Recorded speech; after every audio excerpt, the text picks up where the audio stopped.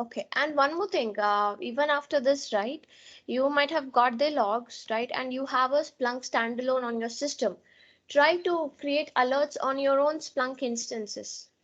All right, you can also do that since you already have the logs, right? You can always download the logs, right? So you can even try that. Post the classes.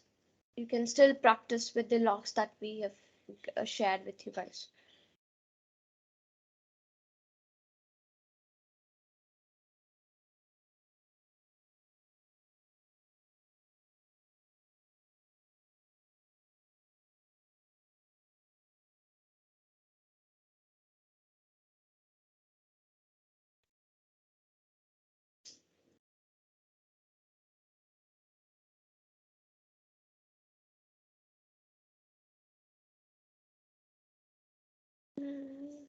Still not loading up. Let me change my network.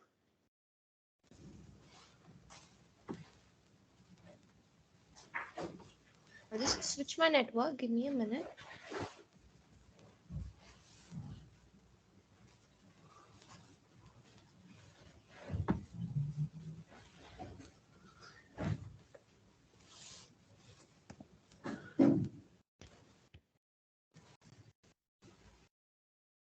Okay, I'm back. Yeah, so let's write a few more, couple of more alerts today. Okay, so sharing my screen. Okay.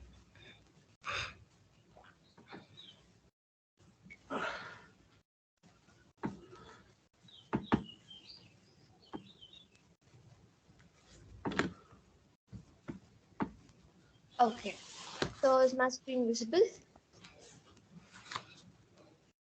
Yes, it's visible. Okay, all right. So, okay. So, yesterday we wrote a couple of alerts with respect to the web server. If at all we are monitoring the web server.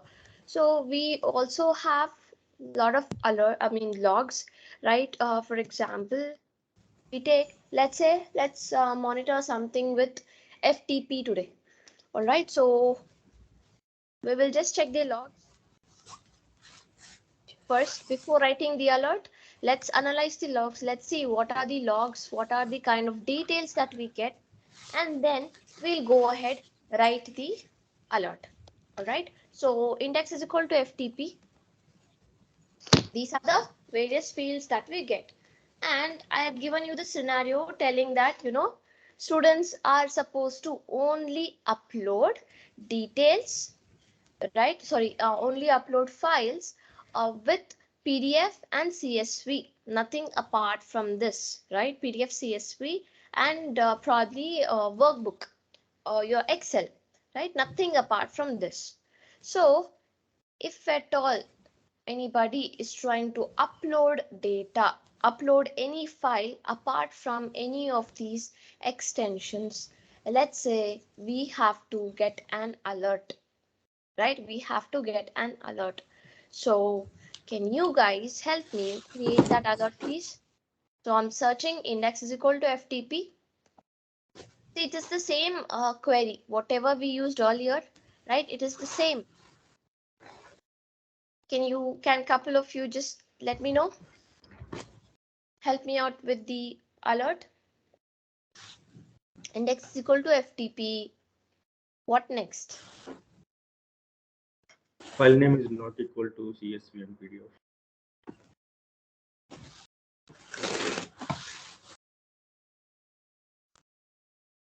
Sorry, Anil, AD account locked. Then we will get an email notification. Can we try this? Yeah, sure. Why not? We can try that also. Uh, okay. Index to call FTP. Sorry, yeah. File name. Not equal to PDF. Wildcard PDF. Not equal to. You're saying stop dot PDF, right? Yeah. Again, file name.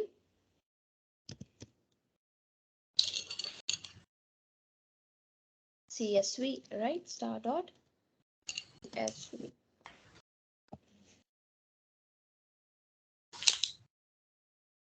Okay, so yes, we have, no, where is it? Star.csv is still getting file name. That is source. Sorry. No. Over here it's there still.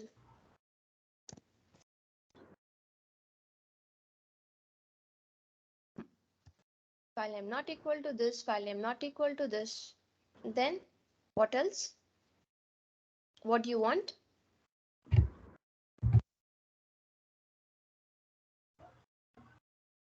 Method is equal to post.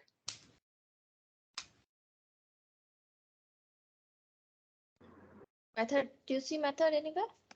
Where do we get method? We get method in observer logs, right? You see method? No. So can we put method is equal to post? No. We can put source IP and packet size. Yep, definitely. We can put source IP and packet size. Yes.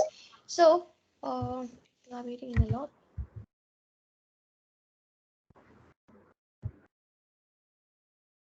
One moment.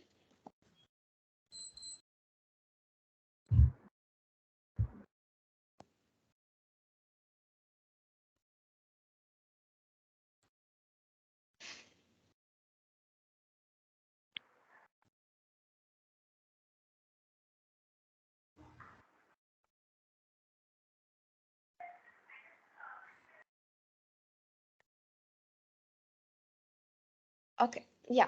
So index is equal to FTP, file name not equal to PDF, file name not equal to CSV. We'll get you the results of all the files which are uploaded, apart from these two extensions. All right, apart from these two extension and packet size.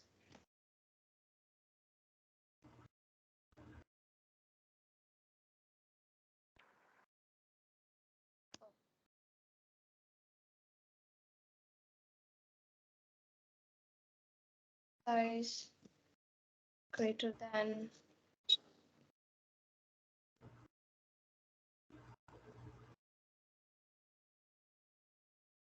same. Of them have the same, almost the same packet size. Then you can mention table or stats command. Try to use stats command than table command. All right. Stats count by your client IP. What is the IP? Source IP, is it? Source IP. SOURCE IP. And we can always get the location of the IP location of the source IP.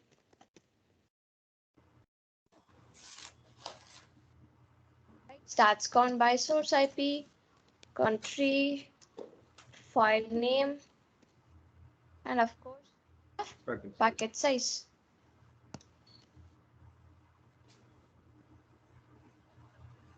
This is the same thing pretty much what we wrote for our dashboard as well, right? This is the same thing what we wrote for our dashboard as well.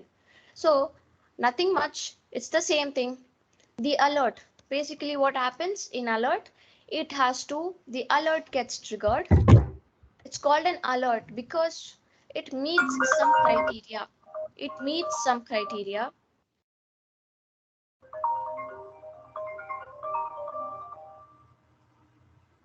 Guys, please be on mute. Yeah, it meets some criteria. Only then, if at all it meets some criteria, only then it would trigger a notification and alert, right? So even when these guys like your meteorological department, right, they usually keep monitoring the weather, right? And if at all they understand the speed of the wind, approaching a particular coast, they try to alert the coastal areas, telling, they give a high alert saying that we might there might be a storm, it might hit the coast, right? They will send out these alerts, high alert. How do they get to know? Because when they study, when they analyze the wind speed, when they analyze, they might have multiple tools, all right? So when it hits a particular target or a particular speed, when it matches that, they try to they conclude that, yes, we are going to be hit at such a time, this is the speed, and they're going to trigger an alert. So what basically happened? They met some criteria, it meets some criteria. That is why the alert gets triggered, or you get all of these results, right? So whenever you write a query for your um, what is it for, whenever you write your alert, right, make sure you match some criteria. Here the criteria is anything apart from PDF and CSV, you can remove this. Anything apart from PDFs and CSV, we should get an alert. So our criteria is file name not equal to PDF, file name not equal to CSV, and we will get the result. And this you can save as an alert, right? When you save it as an alert, this is the table, db upload,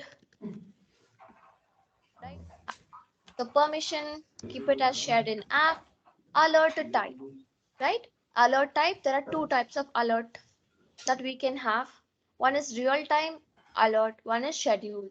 So if I keep it as scheduled, you can select the schedule whatever you want.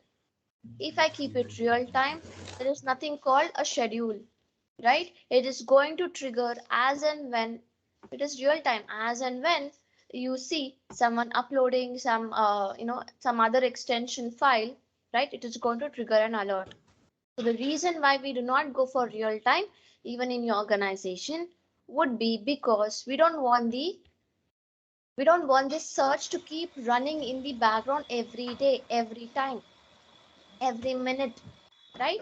So that will be too much of a load. That's the reason we always go for scheduled, and you can pick up whatever schedule you want. If you want a more, if you want a high frequency, like every half an hour, or let's say every 5 minutes or 10 minutes, I'm just giving an example, you can always go for cron schedule.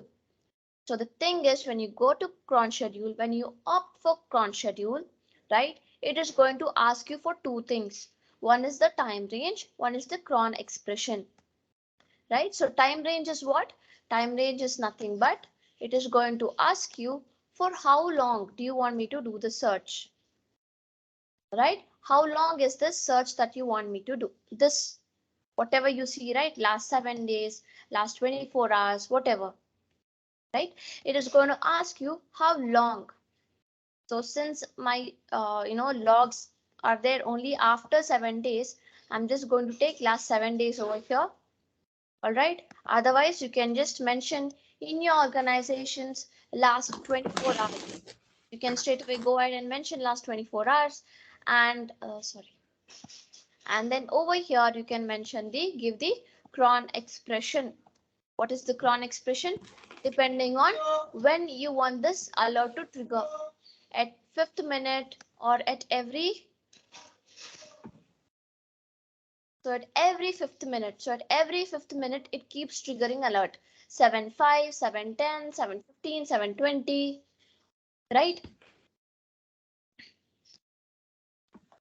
See, if I give every 6th minute, sorry, if I give every 6th minute, right? See, the multiples of 6, 6, 6:2, 6:3, right? So, I was just telling the tables, right? So multiples of 6 is what you will get the alerts for, right? So whatever you want, you can select. Please use this cron tab, Guru, to understand it better, right? The cron schedule. You can mention whatever you want, the cron expression, whenever you want it to trigger. Next, it will expire after 24 hours. So what will expire after 24 hours? So when you go to triggered alerts, right? When you go to triggered alerts, if at all, right, you don't want to see these alerts after 24 hours, right? It is going to disappear after 24 hours. These alerts you will not be able to see after 24 hours, right? It will expire after 24 hours.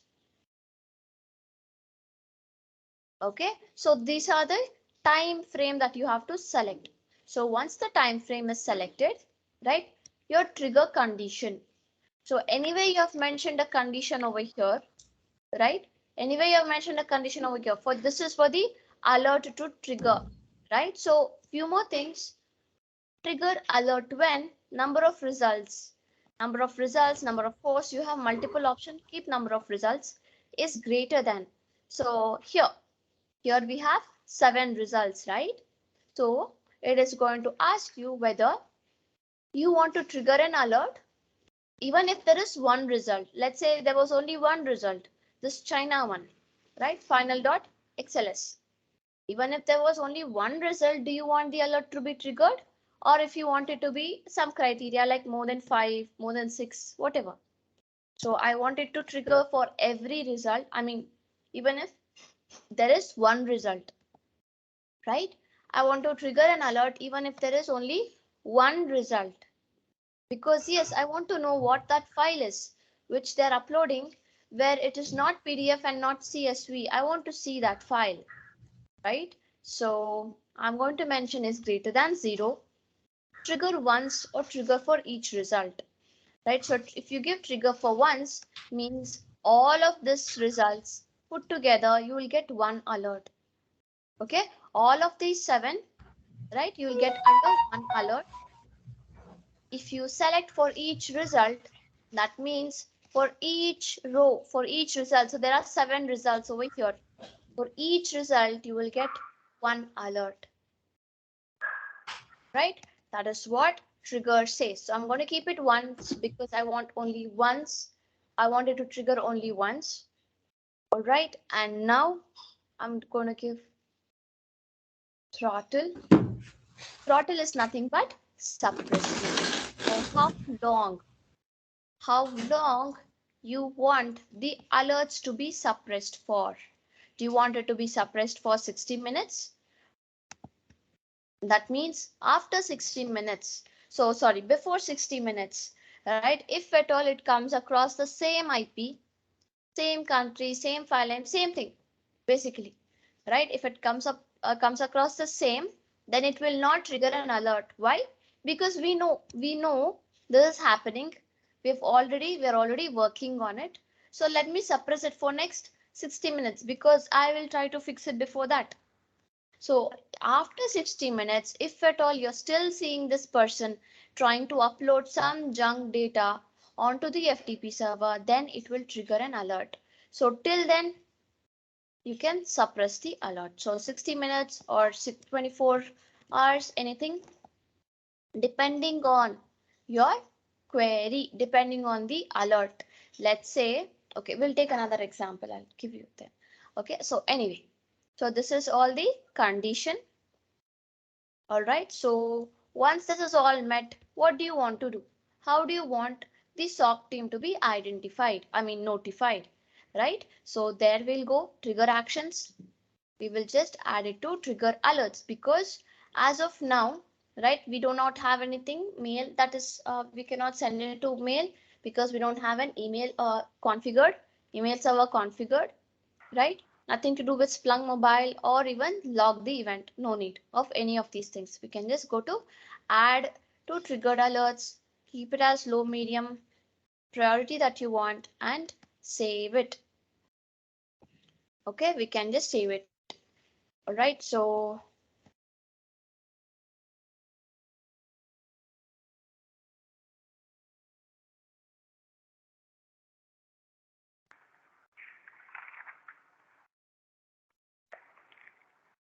right, I'm going to save this.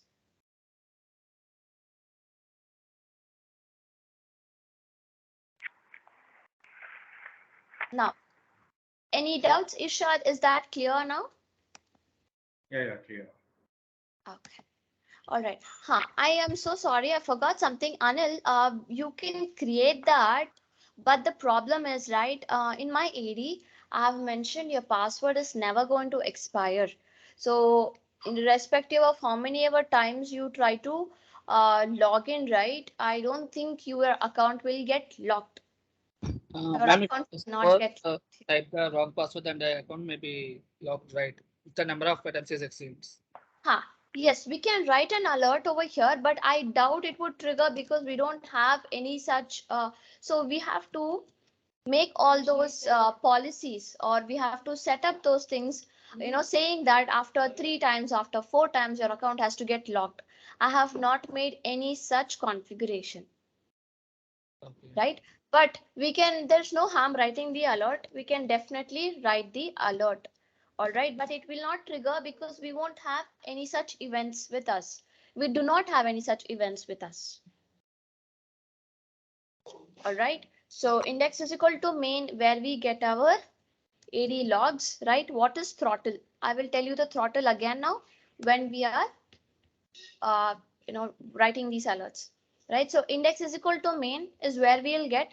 So account locked. What is the event code for account locked?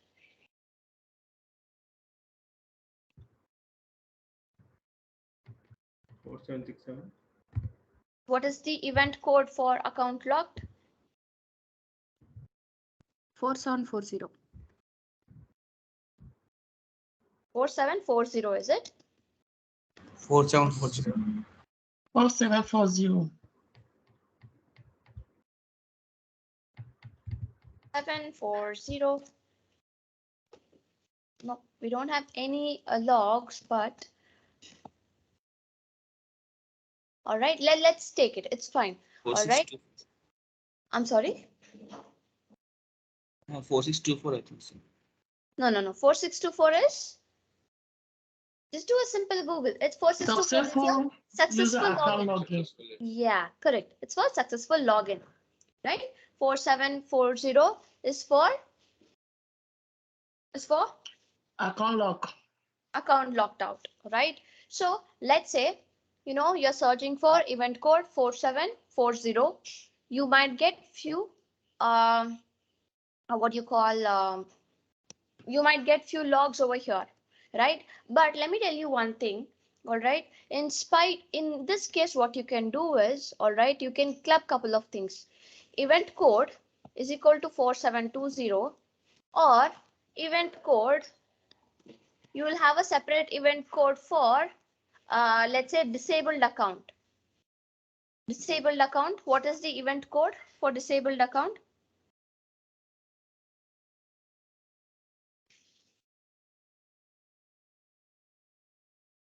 Account disabled, event code for account disabled. 4725. 4725.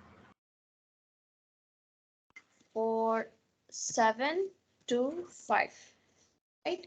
So yeah, so here let's say we are seeing some account lockout activity, or it could be account disabled, right? Account disabled, right? I have not disabled any account, I think. Let's see. No.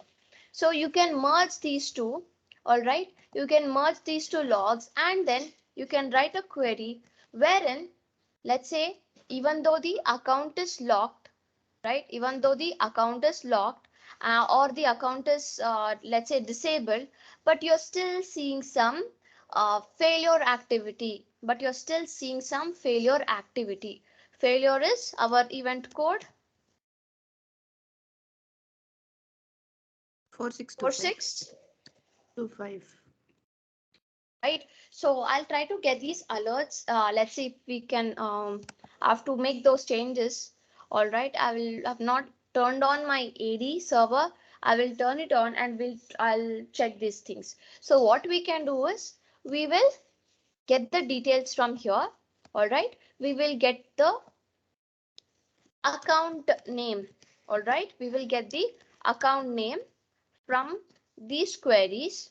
All right, then we will check against event code is equal to 4625. Okay, so I will get these alerts, I will get these logs for you guys, and we will write this alert again. So what am I doing? I am getting the events from disabled or account locked out. In spite of this, if I see some person who is trying to log in but it is failing, right, then trigger an alert. So from here, I'm just going to take, stats count by account name. All right, stats count by account name. I'll get to know the account name, right? Then I will add it to a search. All right, then I'll add it to a different search. So it gets a little complicated, nothing to worry. All right, I'm going to use something called as join command. I have to join with respect to the account name.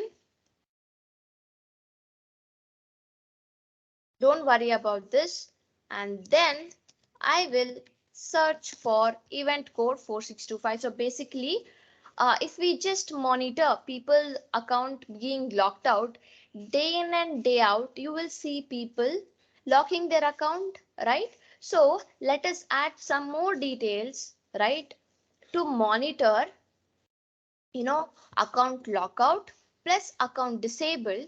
In spite of being account locked out and account disabled, this account name is trying to, we are seeing some failures. You're understanding my point? In spite of that account being disabled and locked out, you're still seeing that person trying to log in, and there are a lot of, failures, account login failures. Then trigger an alert. Okay, does this make sense? Shruti, can you Anil, please repeat it again? anybody wants to say anything? Yeah, sorry. Yes, yes. Means like we need to understand like this like account is like it is disabled and already logged out, but still it is trying. It means like it is a hacker, like who is trying to. Yeah, or that person could be genuine only. Maybe he is just trying, or if you put, where condition, where count is greater than something, right? And probably 10, right? So you will get to know that, okay, this is not some normal activity for sure. Because in Yeah. spite of account being disabled, we are still seeing high number of failures from that account name. So this account name is what will be common. I'm checking with respect to the account name. Yeah.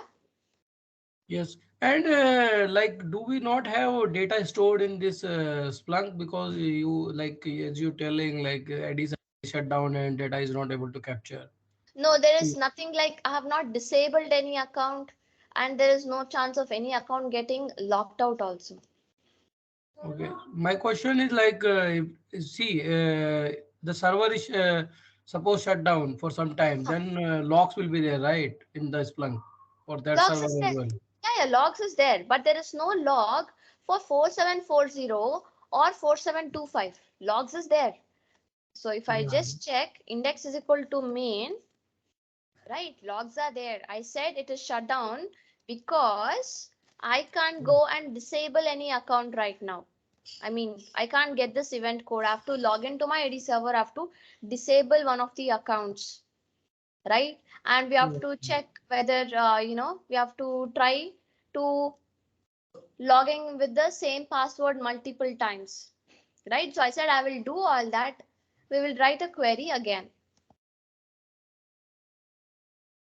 Okay, so logs are there, but if I put event code is equal to 4740 or that, I don't get any logs. Okay, Yeah. so Stuti, please repeat again. We are mentioning disabled account. Where we are mentioning disabled account? Okay, this is, oh, this is a disabled account. This is your locked out. So check what is 4725. Oh, guys, please go on mute. Guys, please go on mute.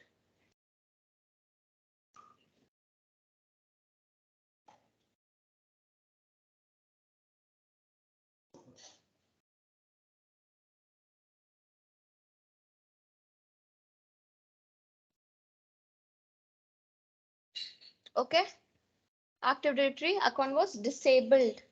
Got it? So that is what it is, event code. Why are we dealing with event codes? Because we are searching our Windows event logs. Only your Windows event logs will have event codes, right? So we are checking event code 4725, which talks about account disabled, 4724 for account locked out. All right. So let's go step by step. All right. So let's say I get few logs over here. All right. So once I get the logs, it has met the criteria. What criteria? Whether event code is equal to 4724 or 4725. All right. It has met the criteria. Okay. After which I'm going to say stats count by account name.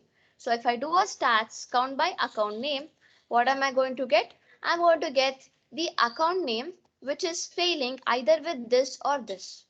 Account name which appears for either this event code or this event code. I'll get the account name, right? Now with this account name, I want to search further. I want to search further if the account is disabled. Sorry, if there are still failures happening from this account name. That means if this person whose account is already disabled, is this person doing some other login activity? Is still doing login activity? That time, what we can do?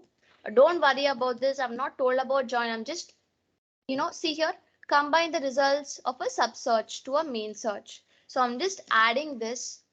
What am I adding? I'm joining with respect to account name. I'm joining this account name into a new search. In this search, I'm going to select event code equal to 4725.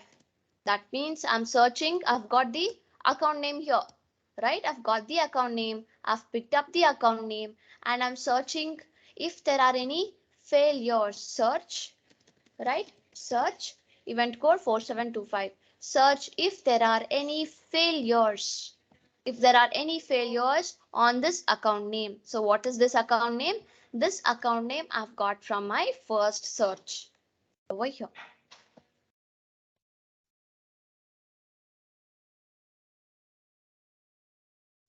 Okay. 4625 is your failure. 4625 is your fail. Sorry, 4725 is your, sorry, yeah, 4625. My bad. Yeah, 4625. Okay. So let's write another alert. All right. Let's write another alert. We had kept AD open. We will see if there was any other brute force activity happening, right? So we had left it open for a very long time. So okay, there are a lot of activity. Let me just check for last 24 hours. It was kept open. So there are few activities. So now you guys help me writing an alert for a brute force activity. So yeah, index is equal to main. Then what do we do? Event code is equal to 4625.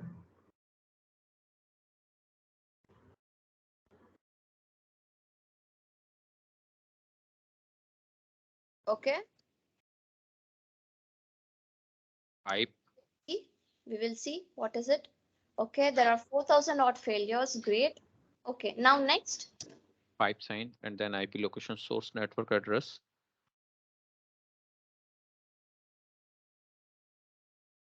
Cool. Pipe search country. No, we need to search country. Search country. Search country. Are we filtering by country or all together brute force? I don't know. You guys tell me. Whatever you tell me, I'm going to put. So before We can search complete. So before we search country, right? Let's see from which all country we are getting the what do you call the failures, right? The attempts basically.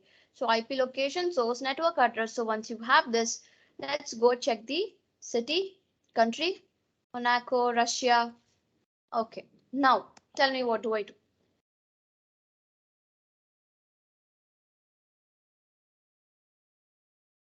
We also filter out private IPs.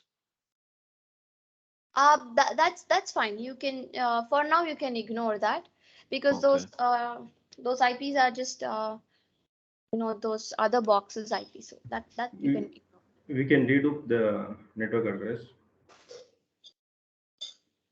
Like, Okay, you can dedupe the network address here. Okay. Meanwhile, I'll just tell you one more command called rename command. All right. Let's say this is very huge. It's very confusing, right? You can just rename this. Use the command rename. All right. Put in this rename source network address as IP. Rename whichever field you want to rename, right? Rename this as this. Rename Irshad as someone else, right? So rename source network address as IP. So if I do that, I should get something called IP. See here IP. So this is the small rename command. Huh. Yeah, now go ahead, tell me. We have to count the IP, how many times hitting. Absolutely right. So, Stat. so how do we do that? Status count by IP. Stats count by IP. Well, stats count by IP. Sorry, by IP. Thing is, right, why we do not do dedupe is because let's say, okay, I'll do a dedupe. Okay, we'll also see that. We'll see why we don't do dedupe. So if I do a dedupe by IP, right? See the number of events, how much it has come down to 18. So will we get to know whether it's a brute force attack or not? We will see only one attempt per IP. Right? We will see only one attempt per IP. So one attempt per IP is still okay, right? Okay, maybe it's someone who has tried to log in. Maybe they got onto a wrong page or whatever. Just one attempt. That is all we see, right? So that's the reason we do not do a dedupe, because we need to know how many times an IP has tried to log in. If it's a brute force, it will be high number of logins from a particular IP, attempts from a particular IP or a account name, whatever it could be, isn't it? That's why we will not do a dedupe. Is that clear? yeah. Yeah. Now we'll do a stats. Of course, stats count by IP.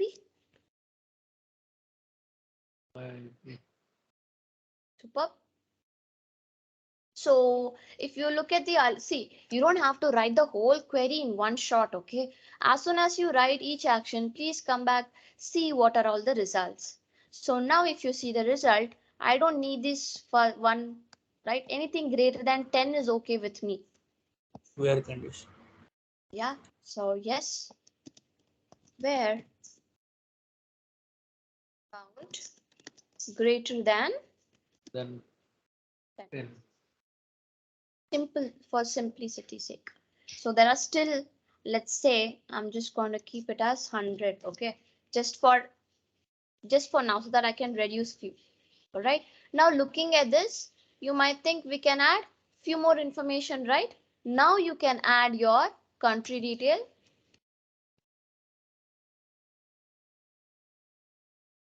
So you will get to know which country, how many attempts. Yeah. Does this make sense? Stuti, can we add the here account name on which account the brute force attack has been? See, the problem with adding account. Okay, we'll add account name. You will know. All right. I'll add account name.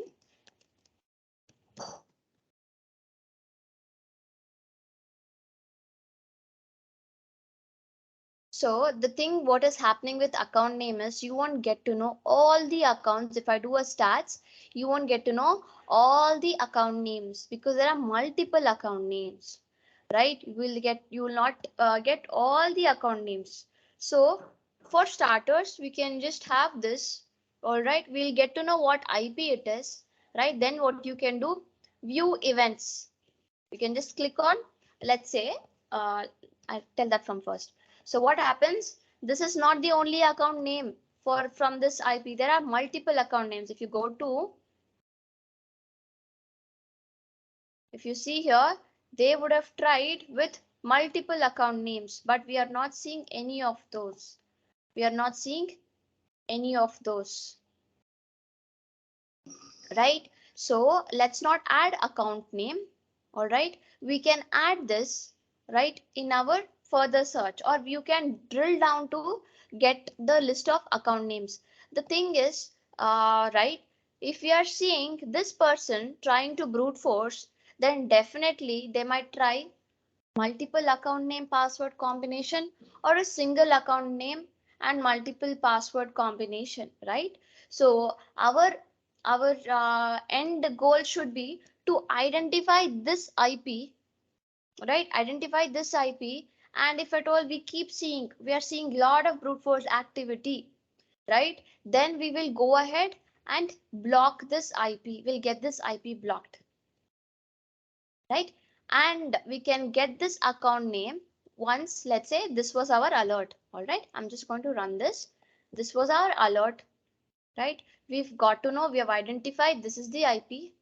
All right, then you can go ahead and search, right? It is going to search with, okay, I know, view events with respect to that IP.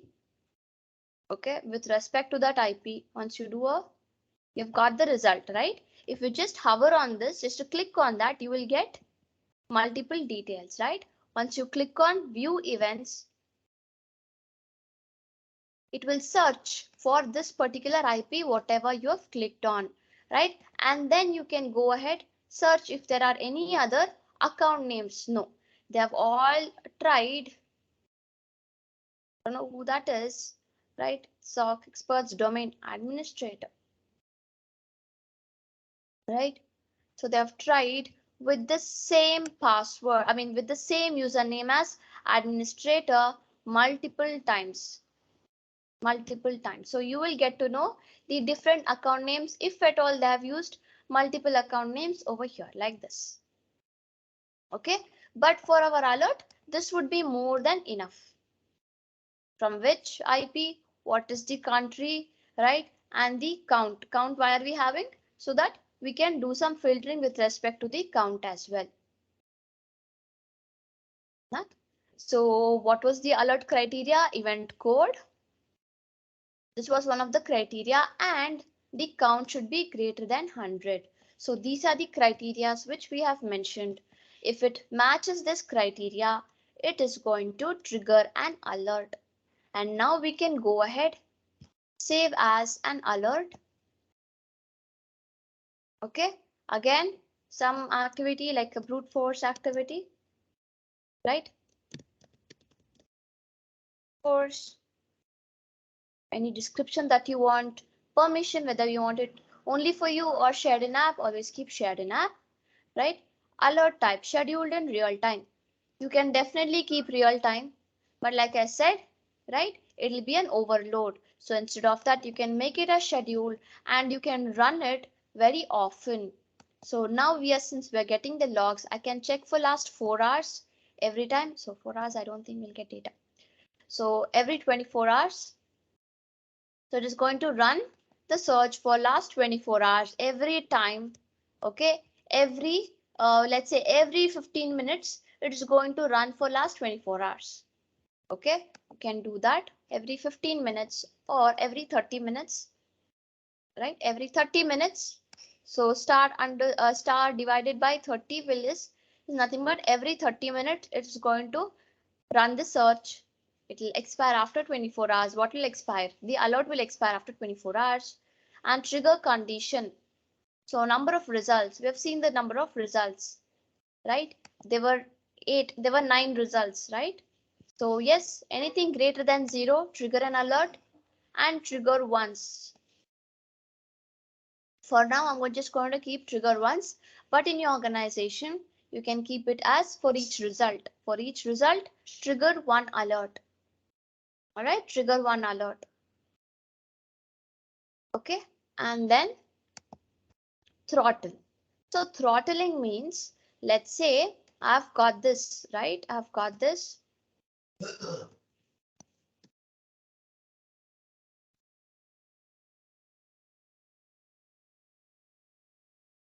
So I've got the results, right? So let's say we are seeing only one result, that is from 101.33 to 19, right? We have seen multiple attempts. I know there's only one. Okay, let us pick up this. Okay, let's pick up this 194, 165, 1676. An alert has triggered for this IP, this from XYZ country, and we are seeing high number of attempts being made from this particular IP. Okay, so now what do?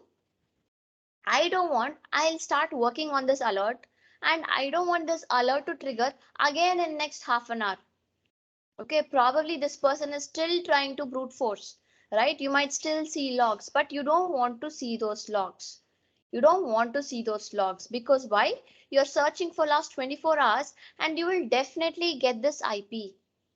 Because if I search in next 2 hours for last 24 hours, let's say I will perform the same search last 24 hours, let's say it is 7:48, right? I'll search again at 9 o'clock. Okay, I'll search again at 9 o'clock.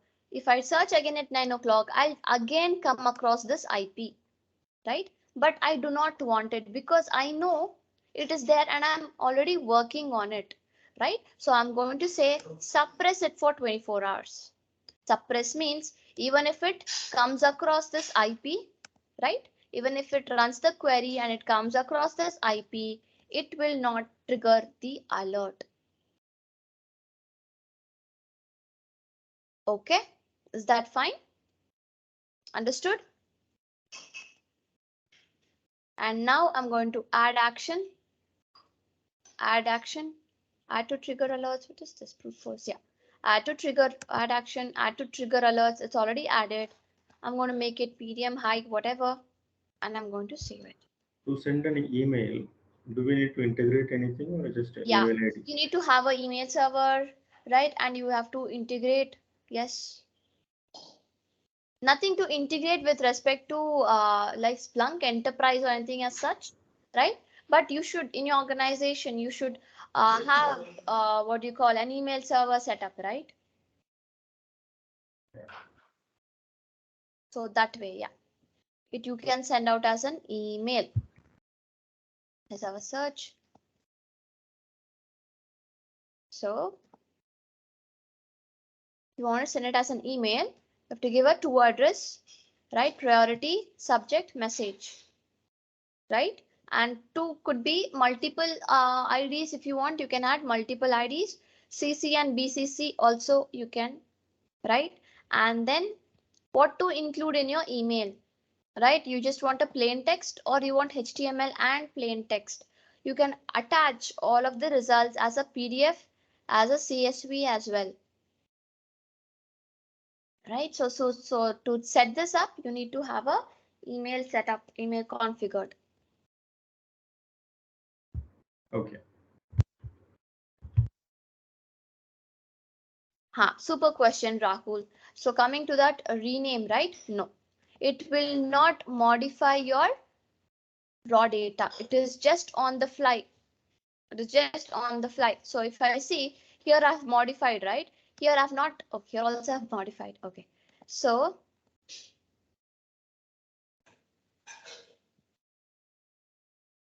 if I just remove that rename, right? If I just remove the rename, it will still be a source network address only, right? If I remove it, it will still be there. And let me show you one more thing. So IP, right? So if you see here, where is it? Where is IP? This is a new field that is renamed. This field itself is renamed. So if you check for source address, do you see source network address? It is not there. Why? Because that field itself is renamed as IP. So it is just for this data, whatever you see. You're not modifying the actual data. You're not modifying the raw data at all.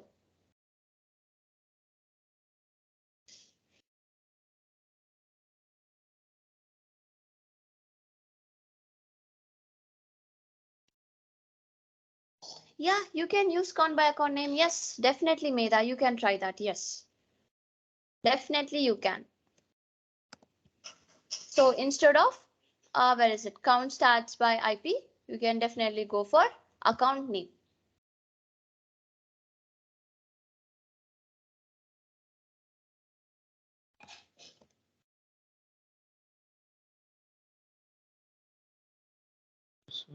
Right? You can definitely go for this.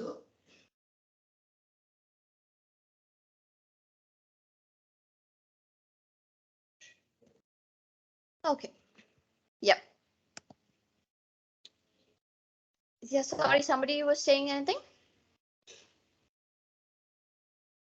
No? Yeah. Why Yes, we sir. use the rename command?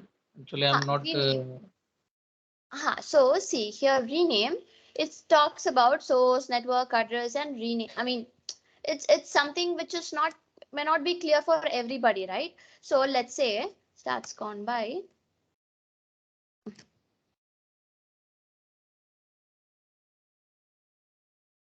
Let's say you're building a dashboard, all right?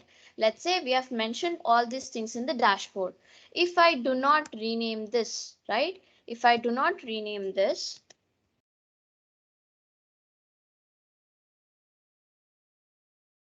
right? And let's say any of your higher ups are watching or seeing this particular dashboard, all right? In the first, at the first, they may not understand what is source network address, or let's say some person who is not very well versed technically, right? This thing, they may not clearly understand, right? So if at all we just do a rename command, if at all we just add this rename command, right? Then, or you can mention it as source IP, then it is very simple to understand, right? Simple language. Okay, this is the source IP from where we are seeing these connections, just to make sure it is of what do you call, for you to understand in a better way. That is one of the reason. And let's say this you're clubbing this with your firewall logs. Index is equal to firewall. So what am I doing? I'm clubbing my my AD logs with my firewall logs. When I'm clubbing this, right, I can't use source name network address in my firewall because there's no field called source name, source network address in my firewall logs. So I will rename it as source IP, source IP as whatever comes in firewall, then I will search it in firewall. Yeah, so that's why we use a rename command. Understood? Does that make sense? Why we use a rename command, Sumit? It is a means it's combination of command. Rename means. It's not no, it's not a combination of, no, there's only one command, right? Rename. Whatever you want to rename, the field name you're going to put it over here, and you're going to put whatever name you want. So let's say I want to rename account name. I can just rename that particular field called account name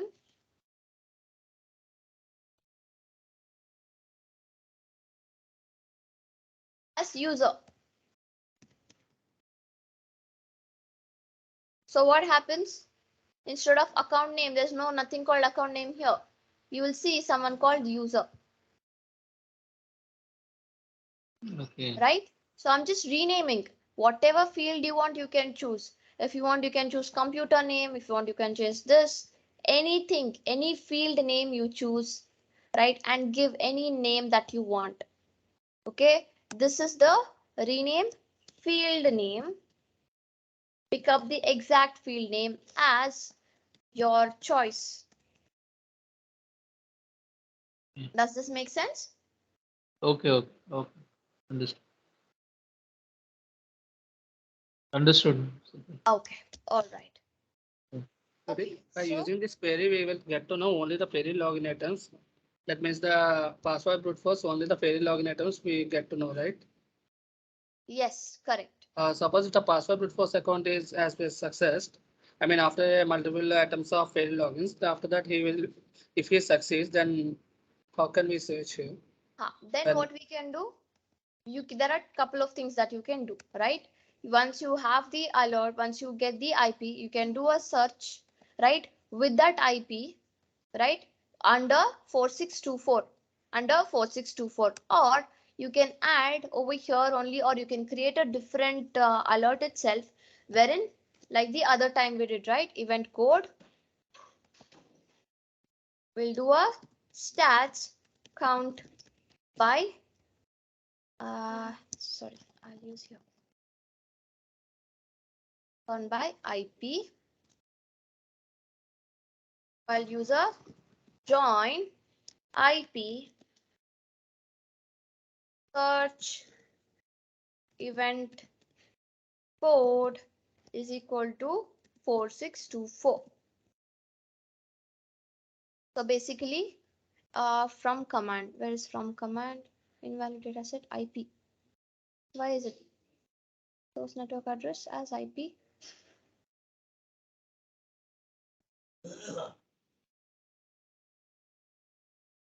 Okay.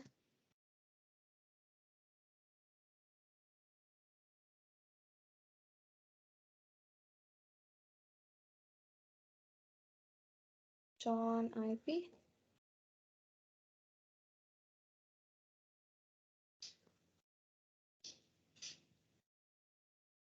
It should work. Join IP, or what is it?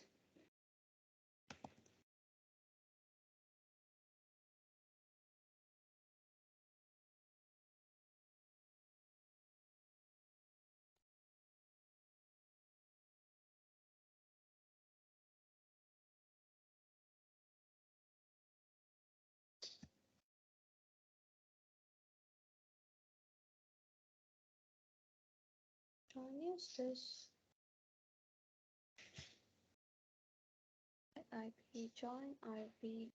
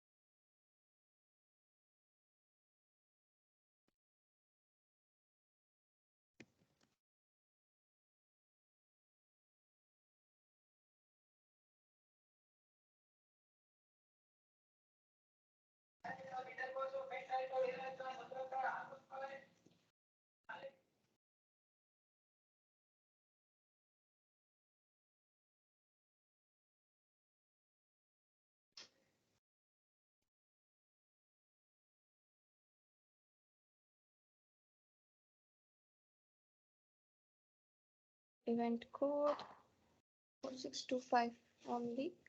Wait a minute.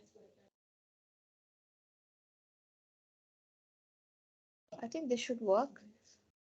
We can verify this by picking up duplicate.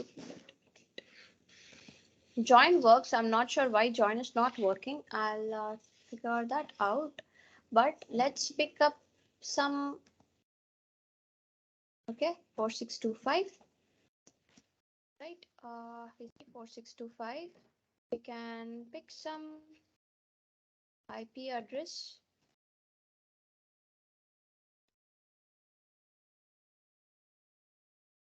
Do a stats count by, what was that? Source network address. Right. Okay. So if at all we see any login attempts from this particular IP, any of these IPs, 194.165.16, I'll mention star. All right. So what do I do?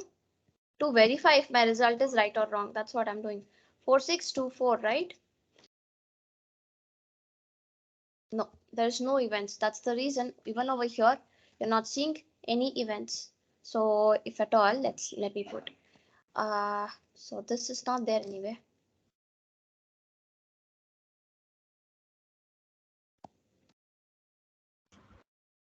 I don't Stuti, think we there are can any. directly Huh.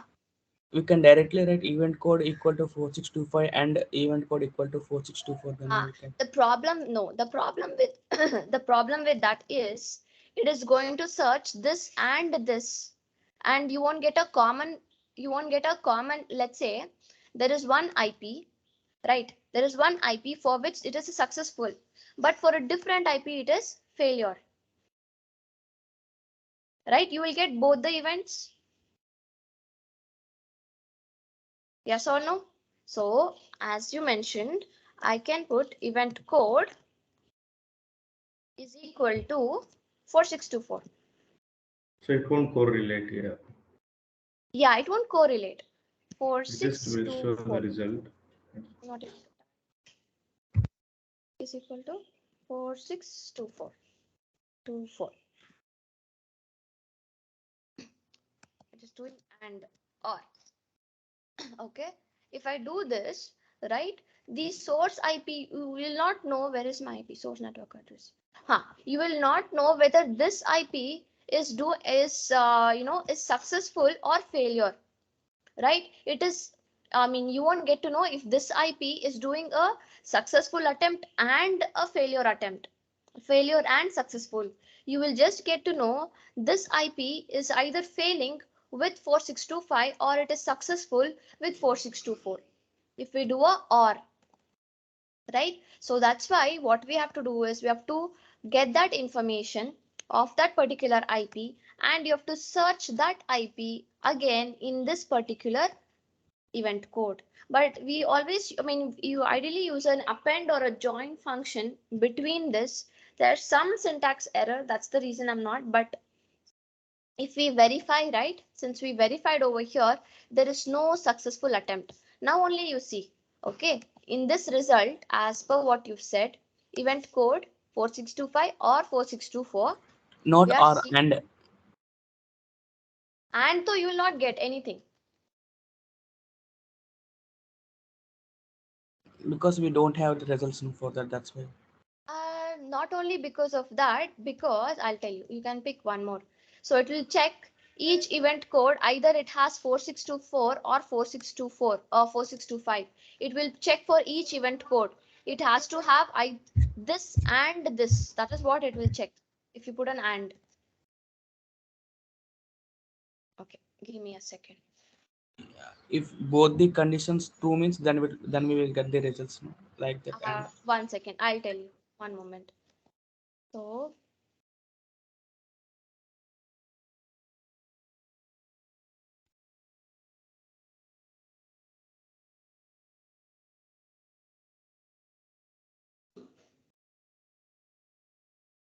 there's only one event code.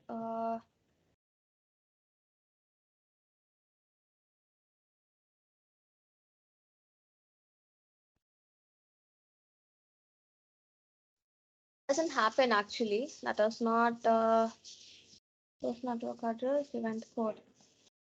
You have to find that particular IP or any IP which will give us both. One moment. Account name.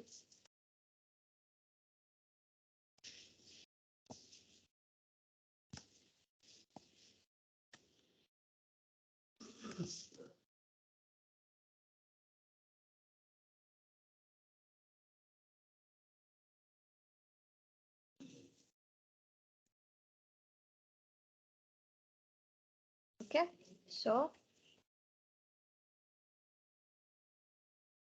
4 is equal to 4624 and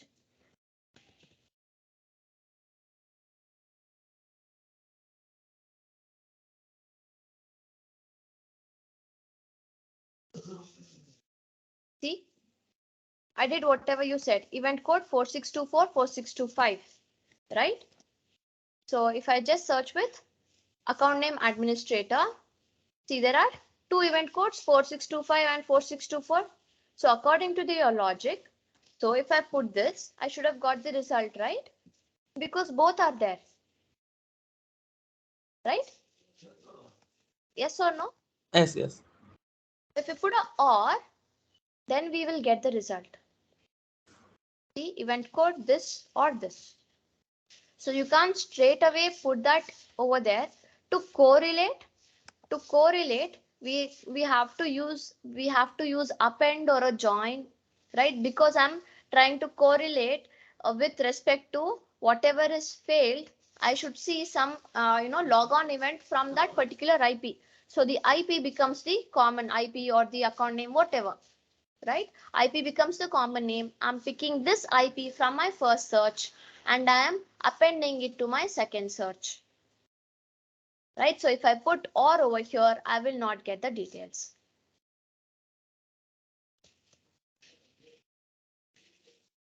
I hope that is clear. Yes? Yes, Kiti. Okay, thanks. While joining, by using join, we can able to join AD and firewall in one query. Yeah, join and append, there are multiple. Okay, but you don't have to worry about it because it is not as straightforward. So here also I used join, right? It was not working. There is some syntax here and there, right? I'll post the query once I try, right? So for now, you don't have to worry about join, append. There is join, there is append. There are two things. You don't have to use same field. While joining, we won't have same field in both. So we use username command. Yes, yes. That is one more reason. Yes. Okay. So please go try writing the alerts, right? Please write an alert in your Splunk. What do you call? You have your Splunk standalone, right? Try to write your queries there. Try to monitor your own system logs, and definitely you will get logs from here also, right? Whatever logs you want, search for those, download it, right? Download it, export in your Splunk Enterprise and practice. Okay? Please practice as much as you can the basic commands, whatever was taught. Okay? So shall I proceed with playbook or anything else that needs to be told? Oh, sorry, reports, right? Reports. So reports is very simple, guys. Reports is very, very simple. So it could be very, what do you call, a simple alert or a simple, a simple query.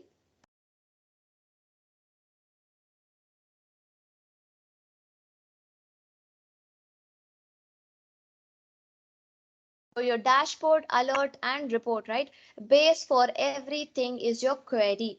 So this, you can save it as a report, alert or a dashboard, right? So report is nothing but if at all there is something that has to go to the management, right? From your monitoring, right? So they may not have access to the dashboard or they do not want to check the dashboard, but it has to go as a report, right? You can just save it as a report, right? Given the details, whatever you want, the title, test, right? And time range picker is not there because it goes as a report. You need not pick up a time range because it goes as an email, right? In an email, there is no way you can select the time, right? So no, and then save it. Here, you can schedule it. You can schedule your report. How often you want to send this report, anything, right? Schedule report. So this is your schedule. How often you want to run this particular report is what you will have to select. Run every day at some time. So it's going to pick for last 24 hours. Schedule priority, whether it was the highest priority you want, whatever you want, right? Default priority. Schedule window means how, let's say you're running every day at 3, right? But in this also there are multiple reports. So schedule window will tell you let the report run at any time within the window. So if at all 3 o'clock, right? 3 o'clock it has to run. If you schedule a window for like 5 minutes or 30 minutes, right? It runs, it sends the sends the report at this time, but it will schedule, this is the schedule window as in, how can I say this? It's going to pick up for 30 minutes, last 24 hours, right? It is going to send at, let's say, with a 30 minutes delay. With a 30 minutes delay. It is going to send with 30 minutes delay, right? And this is what trigger action. Of course, we are sending as an email the report, the same thing to whichever email ID you want to send, right? You can attach it as a PDF or a CSV, whatever you want, right? So since we do not have any configuration, we cannot use this.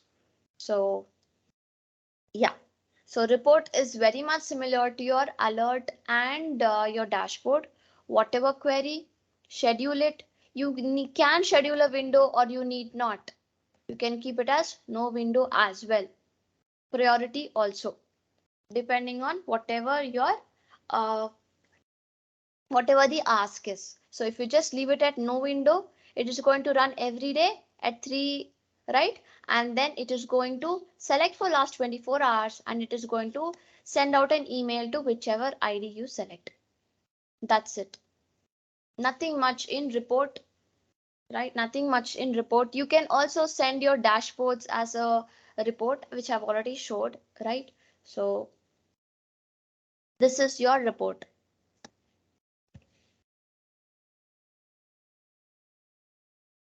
You don't have to while joining and no questions. Okay, any questions, guys? Any questions? I won't be able to schedule it because of course there is no email configured, but under reports you will be able to see what are all the different reports. So this is our test report.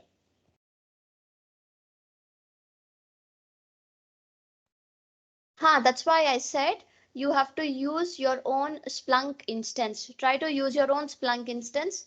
Try to create alerts in your own Splunk instance. Maybe here you will not get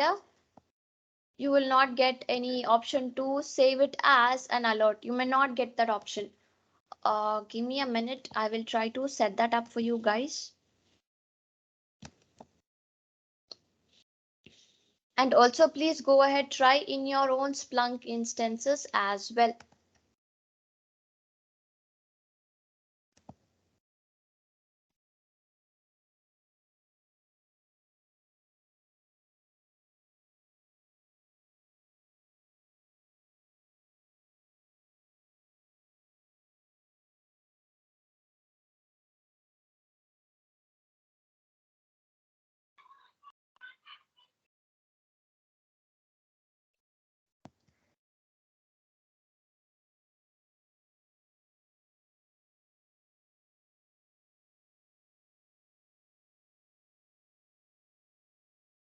Okay, I think it should work now. Try.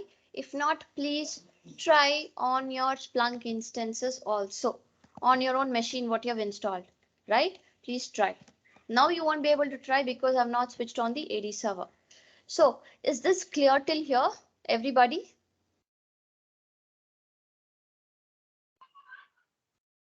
So your base for everything is your query, right? You have to have a query, all right? Put in some condition for it to either trigger as an alert or to view or to monitor anything using your dashboard option, right?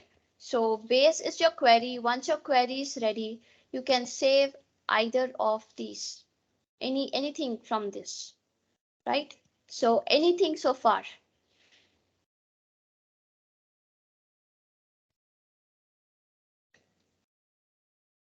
So is it okay? Can we have 10-minute break? Sorry? 10-minute break. 10-minute break. Does everybody want a 10-minute break? If everybody wants a break, you can take a break. So we can come back by 8:30. So I'll it's take like, the attendance or yeah, it's continuously. okay, fine. Yeah, you guys can take a break. Or if anybody, you can take a break. I'll start at 8:30 if it's getting too much. We are getting late for our duty. Okay. Who wants to take a break can take a break. All right. Please take a break if this Hello, is too much. Stuti. Yes. Others, any doubts? Let me clarify that. Yeah. Can you please repeat the time range concept? Sorry, which time range concept? You are giving the time range. Yeah, and the schedule time. Okay. So the report one, right? Yes, Not ma'am. in a Okay. Okay, not in the alert, report. loud Where? alert. Alert. Acha. Okay, I'll do that. So Uh, alert. Throttle like that. Yeah. Yeah, got it. Let me just check some alert.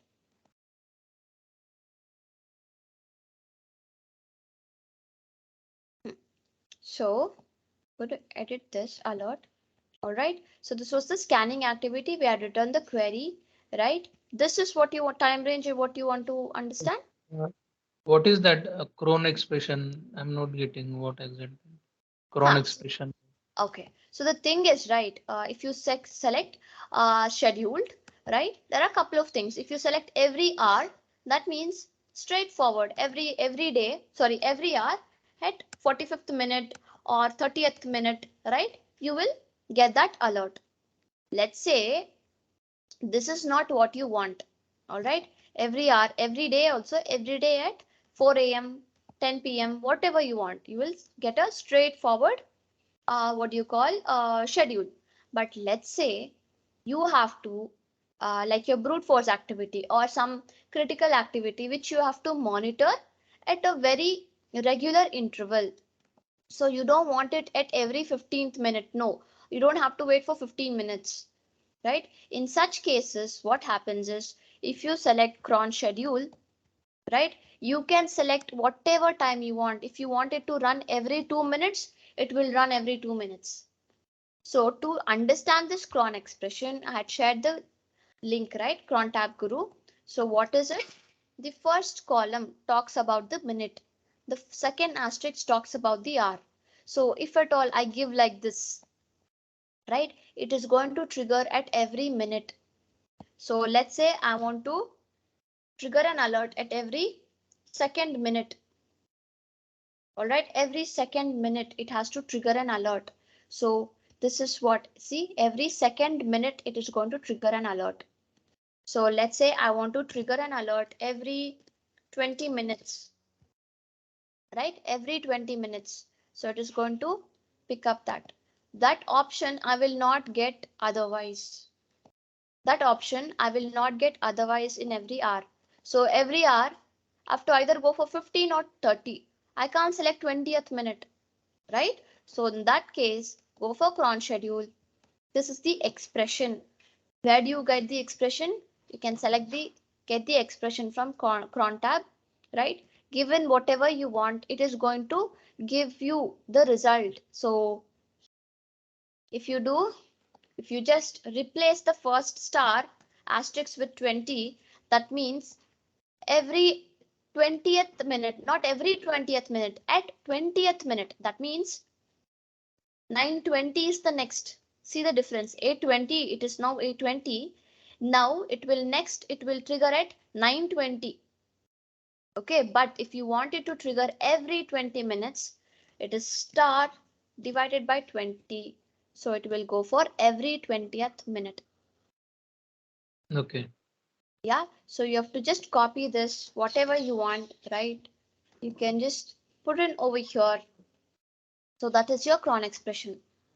And this time range is nothing but how long you want to search for, how long. So every 24 hours you want to search, or every 4 hours, you want to go back last 4 hours, or you want to go back last 24 hours. What is it that you want? This is what you select over here, the time range. Okay. Okay. And throttle is nothing but, let's say we have got some result. All right, we have got this result. So if I'm running this search every 24 hours, all right, and let's say if I run the search every half an hour, or let's say every 1 hour, and I'm searching for last 24 hours. Okay, I'm searching for last 24 hours and I'm running this every hour. So If I run this search, now I've run at 8:30. All right. So again at 10, I'm going to search for last 24 hours. I will get the same data, right? I will definitely get the same data because this falls in last 24 hours. This value falls in last 24 hours. And if I search in next 2-3 hours also, I will get the same data. But I don't want it to trigger because I know this is there and I'm already working towards getting this IP blocked or getting that username checked, whatever, right? I don't want it to trigger. That's why I'll suppress this alert for 24 hours. If at all I get the same result in next 24 hours, within next 24 hours, it is not going to trigger a duplicate alert. It will be a duplicate alert, right? It is the same Okay, IP, it same things, right? So it it will eliminate suppress the duplicate alert. duplicate alert. Yeah. Okay. Okay. Fine. I write some queries. Can I share with you? Because I have some. Yeah, please. And when you are sharing, right, please put the query, get the result, and then share the whole screenshot with me. Yeah, I take a screenshot. I'll just send you. Yeah, sure. You can do that.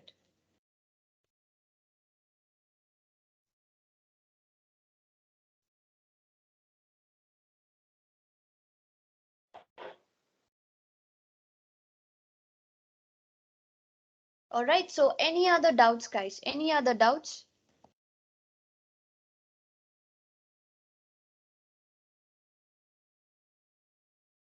Stuti, is there any algorithm or is there any guide for a Splunk query? Yesterday I shared, right? Only few commands. There is Only no guide or anything as such. You have to Google that and find, but nothing like a guide or something. No, that I have no. For what, Sumit? To write the queries? yeah, because we need to do many more practice. Yeah, you have to practice. That's why I said, even after my session, right? Please get these logs onto your Splunk and then practice. Practice is what will get you. Okay, you just have to practice more. That's it. It is very, very simple. See, like I said, right? Whichever log you want, first search that index. Search that index. All right, here you won't get. So anyway, I mean, in that particular time frame. So once you get the logs, right, understand what are all the different fields are there. Then take that particular field and start building your query step by step. I've Uh, already shared the commands with you. You can use only those commands. That will be more than enough. Are you getting enough time to practice?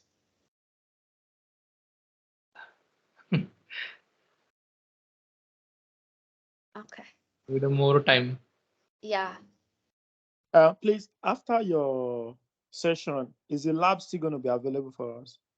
Yes, every day. Every day I'm keeping it open, right? 9 to 11 a.m. You Okay, will have. after your own session. Yeah, at 9. After T2. After the T2 session. Yes. Till the end of the course entirely. Yes, I will. Yeah, the labs will be open. Thank you. Correct, Vinit. So I think now it should be available. But yeah, this is the query. It is right. Whatever you've written is right. Right? So Sorry, try to today. say. Hello, ma. Yes, okay. You were telling us that we can get the data resources from the online lab, right? Can we download it and put in our Data, is it? Yes, and put it in our own Splunk. Nothing. offline Just Cron. do a index is equal to FTP. Let's search for last 7 days. Download this file. Okay. You will get it as a CSV file on your system. Go back and upload the same on your Splunk instance. Okay. Go to So we Splunk do it. instance. Can we Add do it with data. all the? Is it just the FTP alone that we can do? You can download how much, whatever data is there, whatever Okay. you can even. Anyway, this data, the Windows event data, you will have on your own system. So you need not worry about that. Windows event viewer logs, you will get it from monitoring your own system. That you will anyway get. So FTP, your DNS, right? You can download from here. Okay. How many days access the lab? So my classes probably will go until Wednesday or Thursday. All right. After which you will have CV preparation on Friday. Right. You will have a CV preparation on Friday. So up until then, this whole week you can practice. You can reach out to me. Even after this, you can practice. I don't have any issue. You just have to tell me a time. I will set up that time for you guys. Hello. Just give me 1 second. Sorry. We will get alerts for all queries without any condition. See, Pooja, the base thing for your alert to trigger is a condition, right? So without any condition, it is not called an alert, right? So you have to write your query and you should have some kind of a condition. If it meets that condition, only then the alert will trigger. So if you do not give any event code, or if you do not, give any kind of a condition, you will get all the logs. It will not be called as an alert. Prastuti, thank you. Yep. Yeah, go ahead. Someone was asking me. Hello, Stuti, am I audible? Yes, yes. Yeah, no, my query is you are saying that we are scheduling set based on time range, right? Like how often we need that search results. Yes. So Yes. the same way is there, like do we have an option like if any particular source generating huge traffic, so that we can see that should we get notification for that particular like DDoS? If it happens DDoS attack, then it will generate huge traffic. Yeah. Yeah. So in that time, we have an option. Do we have an option to get that email alert like triggering like that on You mean to say in real time? yeah, on real time. That's what, right? Real time, definitely you can. But I'm not talking about DDoS. All right. DDoS is not such a straightforward alert or anything, right? If you keep real time, be it for any alert, real time, you will get. You don't have to. So if I click real time, as soon as it meets this particular criteria, whatever criteria, right, it will trigger an alert or an It's like email, any whatever. particular firewall generating huge traffic, like If there any any IP that particular is IP creating contacting that huge traffic, particular. any particular IP creating huge traffic, yeah, you can have an alert. Since you have firewall logs, all right, or your proxy, whatever you want, right? But that doesn't mean those will be your DDoS. All right, for your DDoS, your Splunk is not the right tool to Identifying the identify. Yeah. attacks. So DDoS is a sophisticated attack, right? So usually these things will be monitored by the network guys, or not only network, you will give it to a third party. So they keep monitoring the network, like how we keep monitoring the alerts, right? They keep monitoring the network traffic, and they will have a dummy server set up. So as soon as they see some spike and they know, okay, this could be coming from, they'll get to know from which subnet, from which location this is all coming from. They will redirect the traffic to a dummy server, right? So Splunk or your SIM is not the only tool that you can rely upon for DDoS. No, it is not a mitigation. You would need to have a mitigation for DDoS. We have to analyze this traffic and we Yeah, need to yes, block yes, it. yes. Yeah, that is why I'm just curious to know Oh, about yeah, oh, if we can keep getting that particular source for a huge traffic, then we should block that IP to correct. Yeah, reducing our licensing. Otherwise, yes, our license should exceed it, right? You yes, said that yes. Splunk is based on event Data that you licensing. index. Yeah, Yes, yes. data. Yeah, so So yeah, so if you don't mind, could you show me that query how we can schedule based on huge traffic email Huge, notification. huge Man, traffic with the logs we have. We don't get any like real-time data or anything, right? So with the logs we have, we can just check with firewall logs.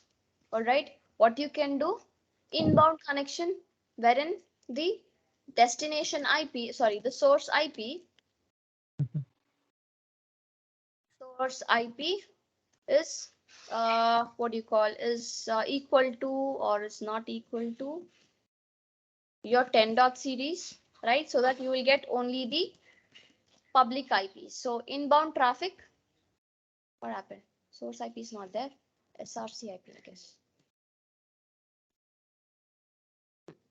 So this is the source IP that we are getting, right? So this is all inbound traffic, right? There are a couple of things over here also. You can do, In real time, we don't know that particular IP, right? From which IP we are getting that huge that's why, traffic. that is exactly why I told here, I don't have real-time data. Yeah, yeah, With the okay. You're data just I have, showing I me can as show. an yeah, Yeah, yeah. with the It's data okay. I have, I can show. Yeah, okay. Sorry. uh, So, yeah, but Susie, in your organizations, you wouldn't have something like this, right? Yeah. You will definitely have a different tool for it. You would get the logs from that network monitoring tool, or you would have a third party, like for your DDoS, right? You would have a third party and they will be sending these alerts to you, telling that we are seeing huge traffic from this subnet or Mhm. from this IP. Like Those IPS or things you can, IDS? sorry? No, like IPS or IDS. Those No, no, from a that's true. third party. I'm talking about the third party. Like there is this thing called Arbor. Harbor. I Yeah, haven't heard earlier. yeah. They are this DDoS. I mean, they provide services. Arbor, ARBOUR, I guess. ARBOR. Sorry, Arbor. So these guys monitor your network. These guys send alerts to you, saying that we are seeing huge traffic from this particular subnet. sorry, Susie, can you explain again the limitation that the Splunk has as regards the DDoS?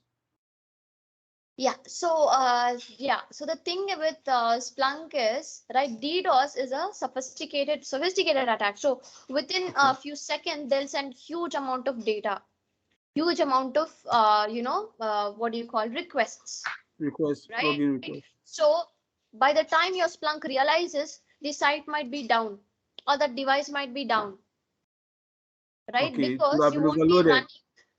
Yeah, because you won't be running real-time searches. If you run real-time searches, it is going to put a huge load on your Splunk, right? It will be scheduled searches, mostly in organizations, right? So schedule means within that schedule, what happens if the site is already down, right? Your SIM is not the tool to identify, right? You can write queries, you can do that, yes, you can, right? But you cannot rely only upon your SIM, all right? You will definitely need other tools to identify, or in companies, mostly they give it as a third party, like I told about Arbor, Third party right? service. So Okay. these guys monitor your network, they keep monitoring the traffic. If at all they see some spike, or they notice that okay, this is going to be, I think this is going to hit a DDoS, what do you call, kind of a attack, they will route all the traffic to a dummy server. Okay. Do they serve like a conduit like an Oninet or like an Oninet that will collect all the inbound traffic and they will now redirect them? Correct, yeah, that will not hit our actual environment. Yeah, Yeah, server. yeah. Okay. So we will get alerts from them only, right? Then you can integrate however you want in Splunk, right? So In Splunk, it is very rare that we write such alerts, but you can have those alerts. Like if at all you see. So like I was saying over here, right? So there's something called bytes information. You can use bytes or a very simple one, source IP. I'm just doing this because we don't have all the logs like a proper log, right? And then if at all you see stats count by a particular source IP, which is greater than 100. You can also keep the bytes information, right? Bytes greater than something, right? You can write a query depending on that. But I would say it wouldn't help you. It wouldn't really help you. It's like a top 10 Yeah, highest correct. log generators. So Yes. But your DDoS would be way too high. It would be way too high than your actual traffic. so in that scenario, we should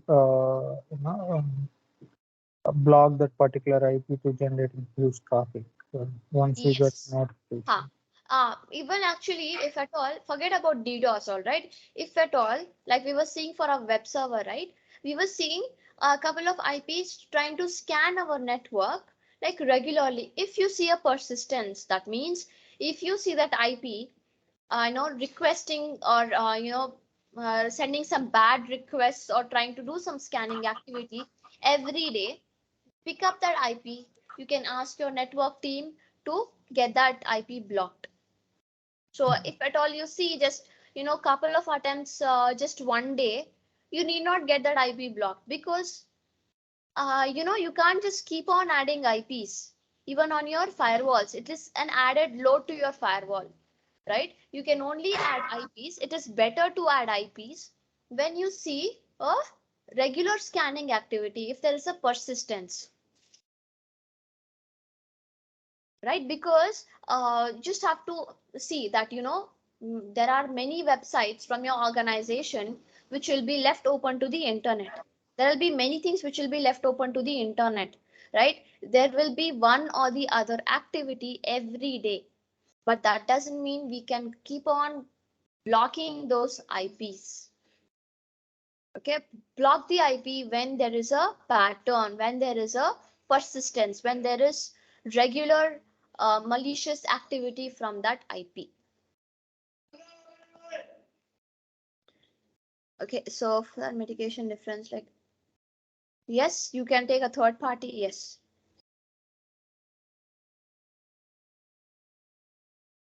See, monitoring the network will not be our only job. Monitoring the network means we have to like be really vigilant, right? Looking at the traffic, you need to get the proper what do you call a dashboard for that to monitor the spike, right? The traffic. So usually no, none of these SOC members would sit and monitor the traffic. No, that will not be the case. Yeah, I'll take the attendance. Sumit, what are these screenshots? I did not understand. Probably you're just showing the results or something. Yes, okay.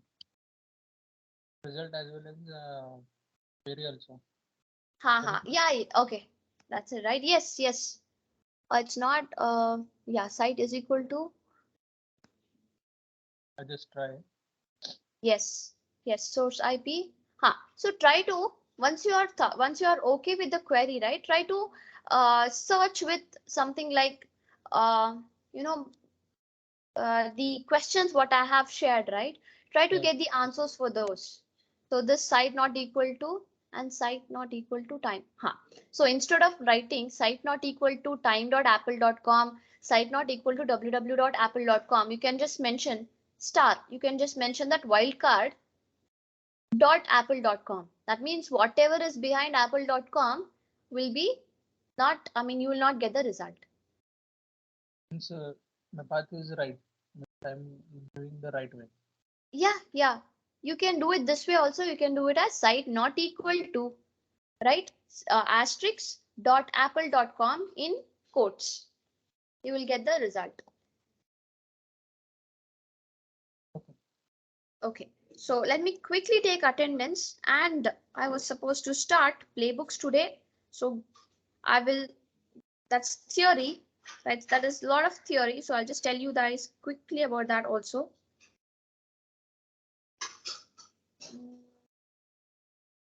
Okay. Guys, please log into your magic portals.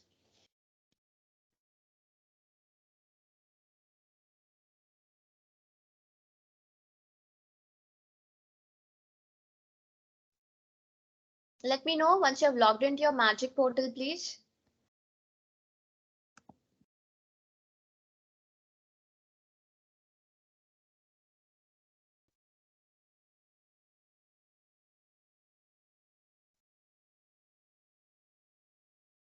Okay, shall I initiate the attendance?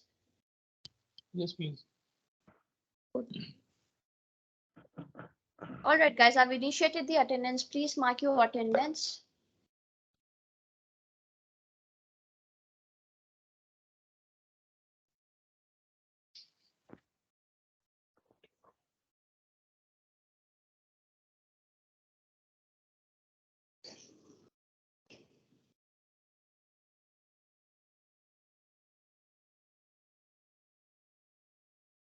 Let me know once you guys are ready.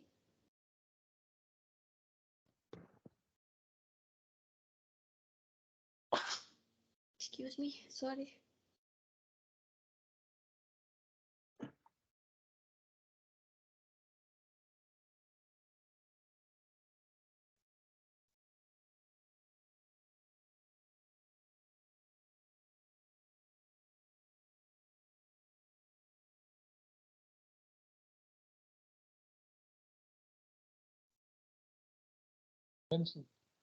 Done? Everybody? Yes. Okay, cool. All right. Yes. So a little bit of theory, guys. Now going forward, not going forward, as in like now, little bit of theory. So far, right, we have seen how to work with Splunk, right? How to write the query, trigger get an alert trigger or build dashboard, right? So how this actually happens when you start your journey in a SOC, right? What actually happens? How is it all done, right? So if at all your company, wherever you get recruited to, right? If at all they use Splunk, right? So this is how it is going to look like. All right, you wouldn't see something like what we did. You wouldn't go to triggered alerts and see, no, this is not something which will happen, right? So today we had done brute force and FTP upload, I think, right? So that is what has triggered now. I created 2 alerts, so it is triggered, right? So this is not how you will see in your organization, right? In your organization, you will see something like this on Splunk, right? You will have a separate incident review dashboard. All right, you will see a list of alerts like this. You will have to get that assigned to yourself, or someone will assign it to you depending on your organization, right? And you will start working on those alerts. Sorry. All right, you will start working on those alerts. So if you expand that alert, right, am I not able to? All right, so if you expand this alert, right, if you expand this alert a bit, you will get to know the basic details about the alert. All right, and then you will start working on that alert. So let's see what are all the different alerts that one can come across in an organization and what you need to do. What are the steps that you need to take, right? So before jumping into that, we will we'll just understand something about, playbooks and incident response. Okay, incident response and playbook. So playbook basically means uh, a document wherein they would have mentioned a step-by-step procedure, right? As every organization will have, all right, every organization will definitely have a playbook, or if at all somebody starting up new, you will even get a chance to build a playbook. So playbook is nothing but it is going to give a step-by-step procedure, like what happens, what are the steps that you need to take, right, when an incident happens. So this is what is a small example. When a fire incident is there, you in your companies you will have this fire drills, right? They do a fire drill. It's like right? SOP, madam. Yeah, standard operating procedure. Yes, SOP. Okay. Right? This giving you a guidelines or a procedure as to what are the steps that you need to take when an incident happens. Right? So if you want, there is an example of a playbook over here. This example, it talks about, outbound connections to malicious IP. Let's say you're seeing some outbound connection to some blacklisted IP. What is it that we have to do? Right? What are the steps that we have to take? Right? So it is the entire document about that. So to write this document, you should have some kind of a framework that you follow, right? You should have some guidelines. Let's say even your audits, when your company faces an audit, you will, depending on what your organization is, if at all you deal with some health insurance and stuff or health related stuff, there is something called as HIPAA, HIPAA compliance, right? You will be given some guidelines from HIPAA that you have to match those guidelines. Only then you will be HIPAA compliant, right? Similar to that, you will have some incident response frameworks, right? Some incident response framework that would be from NIST. Okay, one of it is from NIST. This organization, right? This group, right? They have a set of what you call procedures which is set up, right, to deal when an incident happens. What to do when an incident happens? So NIST, one of these guys, right? It is nothing but like an organization, a list of volunteers also, a group of volunteers also, who pitch in their idea, right? And these guys have already performed or already given us a series of steps, okay, a couple of steps which talks about an ideal way of dealing with an incident. When an incident happens, what are the different steps that one can take, right? So they have laid down those guidelines for us or those steps for us. So those steps are nothing but your preparation, detection analysis, containment, and post-incident activity, right? Your preparation means what are the things that when you build a SOC team, right? When you build a team, a SOC team, an incident response team, how well, what are the trainings that person has to go through? A person has to be well trained, well equipped with the tools, right? Without a SIM tool or without without having an understanding about SIM tool, we cannot work on the SIM, right? So you need to be prepared is what they say. The first thing is we have to be prepared. You have to have a good understanding of your network. Even when you get into your organizations or even when you get recruited to different organization, please understand the network infrastructure. Always ask for details about network infrastructure. How are different network devices placed in your organization? What are the different security controls that an organization has, right? You should make sure you have a clear understanding about that.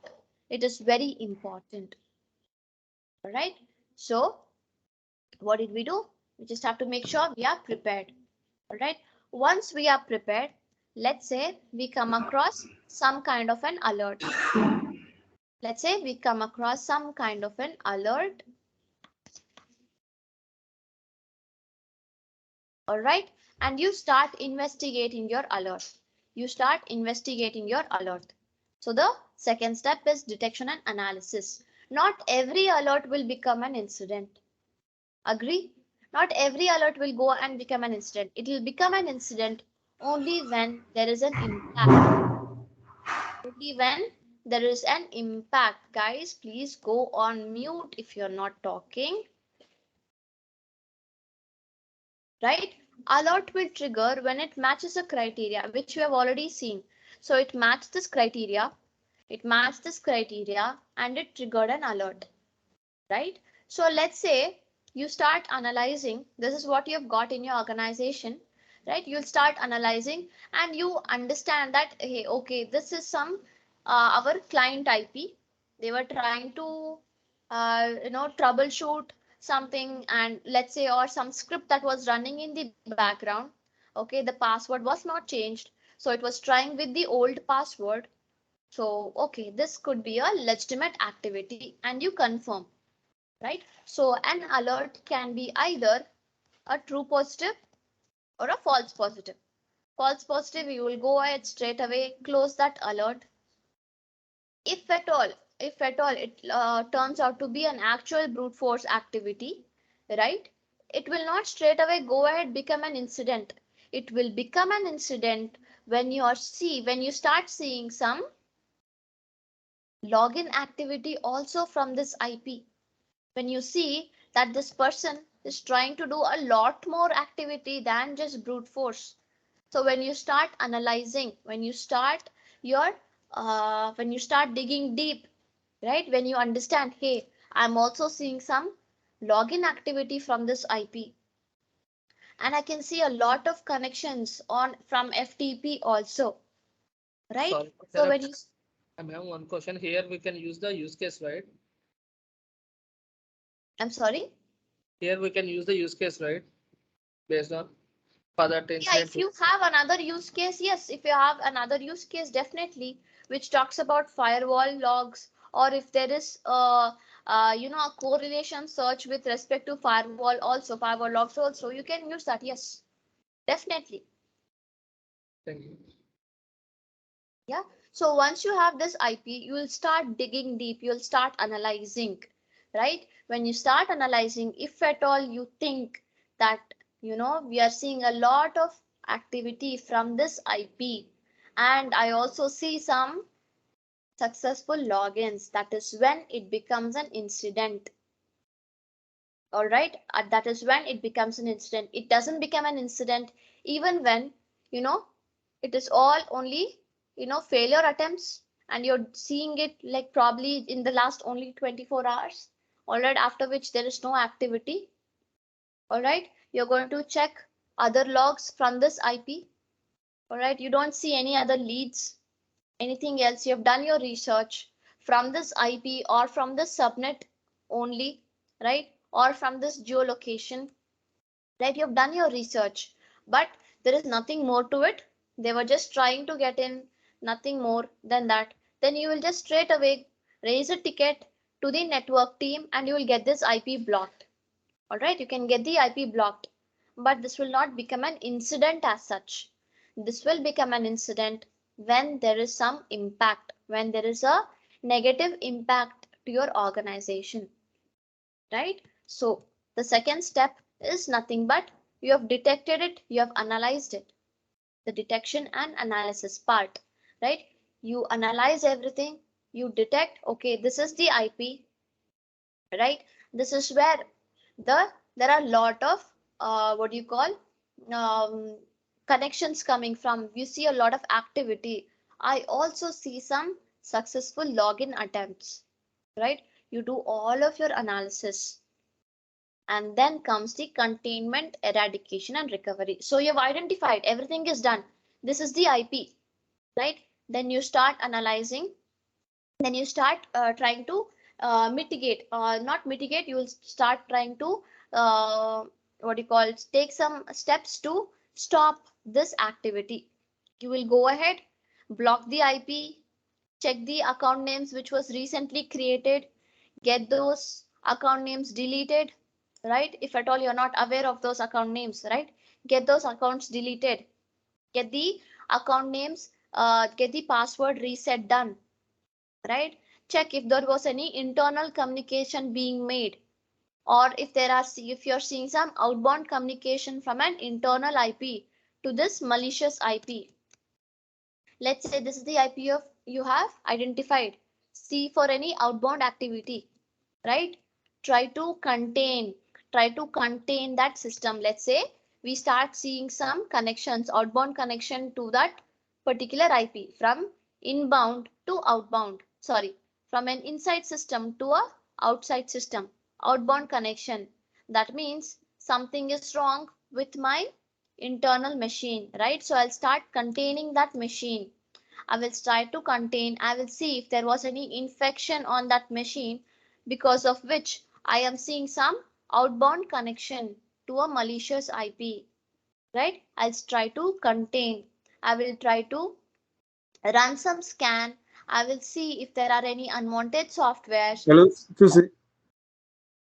How will we identify the IP that is now going outbound? You can just give this IP in your firewall logs or your proxy logs. Destination is equal to this. And you can see the source IPs, right? You can give dest IP is equal to this. Or whatever the name is for the field. Dest IP is equal to this in your firewall logs or your proxy logs and check. So if at all you see any connection, you'll definitely get to know the source IP. Yeah, you will definitely get to know the source IP, whichever is connecting to this, against which port you are getting, right? You will get all those details. Okay, thank you. Right? That is how you'll get. So once you have identified, always go back, contain, if at all there's a malware infection, right? And try to, if at all it is a normal system, not a server, right? You can try to isolate the system, run some scans, remove the unwanted software, do a re-imaging, right? All those things happen in the containment eradication. So once all of this is done, in the final activity, post-incident activity, it is nothing but you have to document whatever was done during your analysis, what are the steps that we took, right? What is it that we, if at all we blocked an IP or isolated a system or re-imaged a system, whatever it is, right? You document everything in the post-incident activity. What are the steps taken? The documentation, everything has to be documented. Documentation plays a very important role. Why? The lessons learned also will be there in the documentation. Let's say we did not have an antivirus at all on that system. That will be a finding, right? That will be a finding. We were able to find out that system was infected looking at the probably the outbound connection, looking at the software installed, right? Probably the software signatures were not up to date.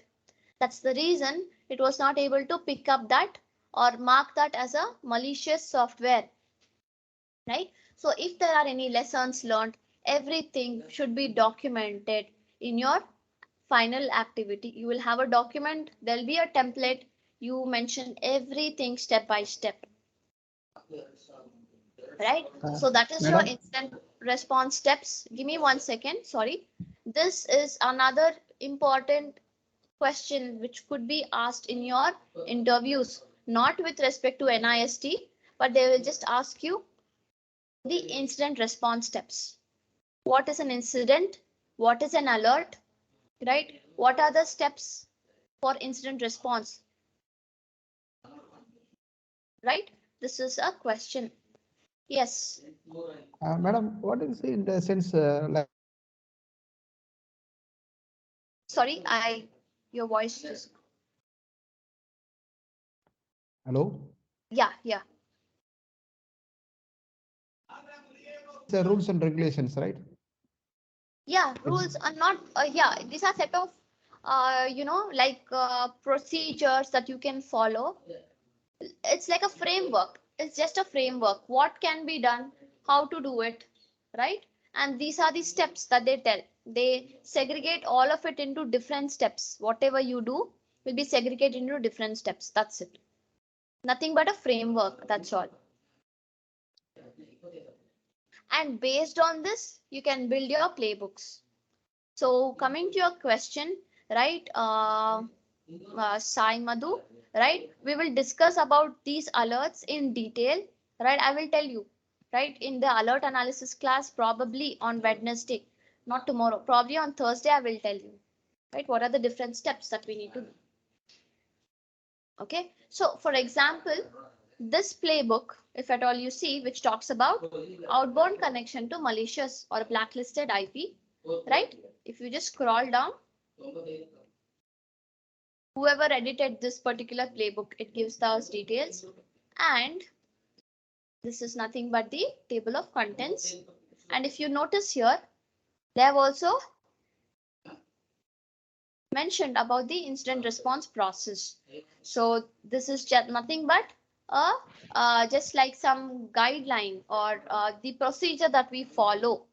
Identification, triage, investigation, right? The way we follow. So this a very detailed playbook. This is a very detailed playbook, right? It talks about only about outbound connections to malicious IP. How does a SOC analyst work on such incidents is what is being told in a very detailed manner. This we will pick it up tomorrow along with an alert, and I'll tell you how this is done. All right, because of the time constraint, I'm going to stop over here. Can we have the PDF of this one, madam? Yeah, I'll share the PDF of IR. Yes, yes, yes. I'll share the PDF of IR. It's just theory. You guys can go through the theory part. All right. And I will share, I'll share this with you guys today. Tomorrow we'll pick up an alert, probably connection to outbound. All right. And phishing email is very, very important. I'll pick these two and tomorrow we will talk about it. Okay. Okay, madam. Thank you. Okay, it is just theory, Yes. guys, but it is important to understand the IR steps, incident response steps. Yep.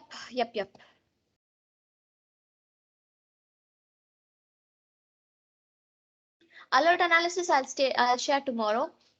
Only after I complete couple of things is when I can share, right? So I will talk about this and then share the alert analysis tomorrow.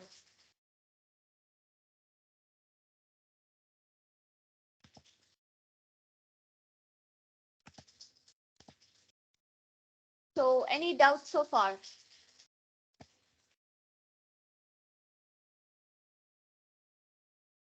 No doubts.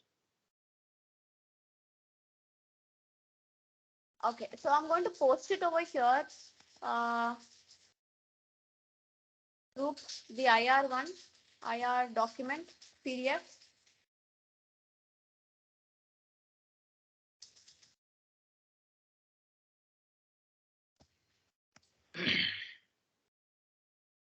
Yeah, I have posted. What is happening?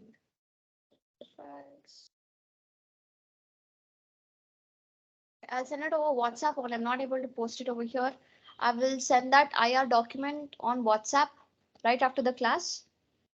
Okay, and I will start the lab for whoever wants to practice can start practicing. Whoever has doubts, please, I'll be here. Any doubts, please do let me know. Anything that has to be repeated till date. Anything till date that was done which you have not followed. Right, I have only this week with you guys, so anything that you want me to repeat, I can do that for you guys. So do let me know. I'll be here. Have you completed correlation rule in that? Or it is another? Correlation rule, no. See, you can't, like I said, right? Correlation rule is not a very straightforward. We will have to add more commands. So with the commands we have now, we can build simple queries, right? So to write correlation, you need to understand what are the different scenarios that you can come across, and then you have to build a correlation rule. Okay. Yeah, so let's be thorough with writing these simple alerts first. Then we can go ahead, take a step ahead and write a correlation rule. And once you are fine with your basic, writing a correlation rule will not be a difficult task. Okay. Is there any standard to write a alert in any organization? Standard. No, there is no standard. Some of IT company or financial sector or entertainment. So as per their requirement, they are decided to any standard to write. No, see, you have to understand one thing, Sumit. 1 second. I was just posting it in the group. One moment. Let me share my screen.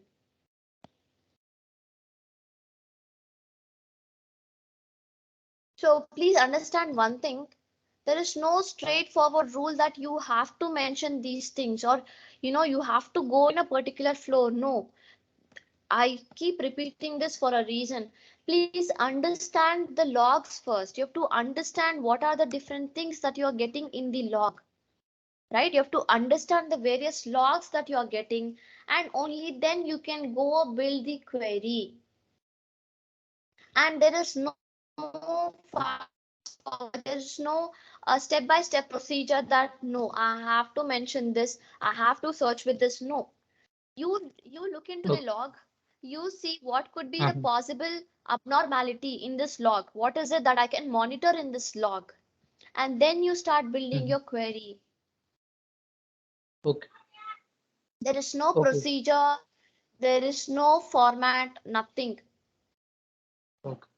Right? Fine, Stuti. You have to Yeah, yeah. understand what the log is, what is the log all about by looking at the log, right? So this is the firewall, right? Looking at the firewall log, you have to understand what in fire log can I monitor? What in the firewall log that I can monitor? I can monitor the the connections over SSH over to the internet, because that is something that you can monitor, right? Outbound connections over SSH or RDP, yes or no? Yes. Yeah. So how will you understand that? So see all the events, field names, right? If at all you see, okay, we have dashboard details, and okay, if I can get the dashboard details, why can't I monitor destination port wherein the connections are going over SSH? Oh, I see some events. There are 19 events. Let me see the source IP. Okay, let me check the source IP. What is my source IP? Okay, I see some internal IPs. All right, forget about this. Let me check the dest IP. Okay, I see some connections to what do you call a public IP. So let me say that dest IP not equal to my private IP, because I want to monitor outbound connections.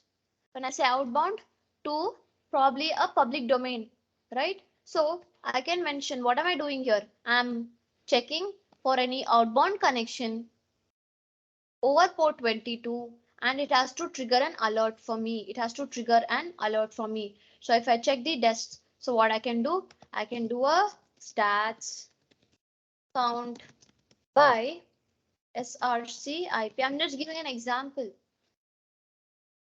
So looking at this, you will see anyway, just imagine that this was a internal IP. This was from internal IP. So if at all you would have written some query to understand, right? To alert you for any outbound connections over SSH port, this would trigger an alert, and you can see what this IP is. You can build your search further, right? So there was no rule over here. We started analyzing the alert and we started building the query. So that is how it is. So the base thing is to understand your log. Understand your log properly. Not only every log, every log. In organizations, stock analysts will create alerts, or already see most of the alerts will already be created. Your correlation, your alerts, everything will be already be there. Okay. And if at all you can also just monitor here and there. If at all you feel there is some gap, we are not monitoring something, we are not monitoring a particular alert, or we are not monitoring a particular index, right? You can always suggest and write a alert. You can always do that, but mostly alerts will be there and you will be monitoring it.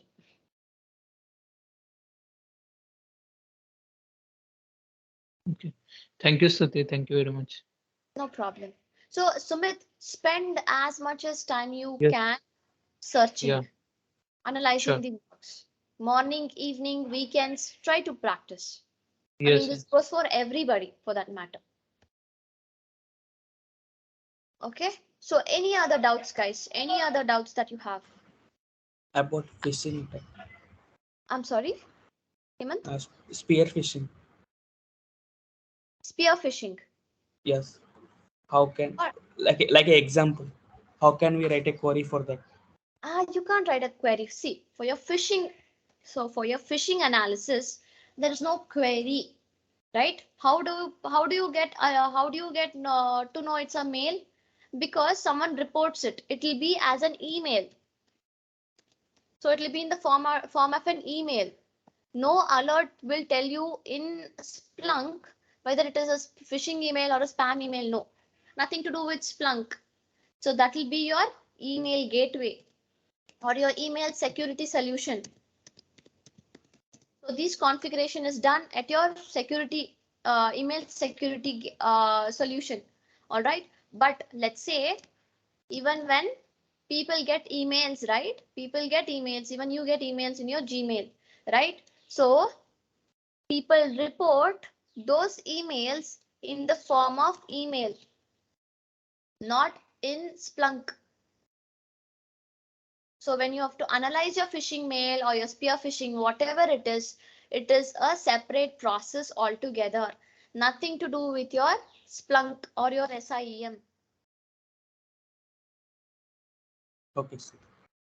Okay. So because people will report, who will report? Only people can report, right?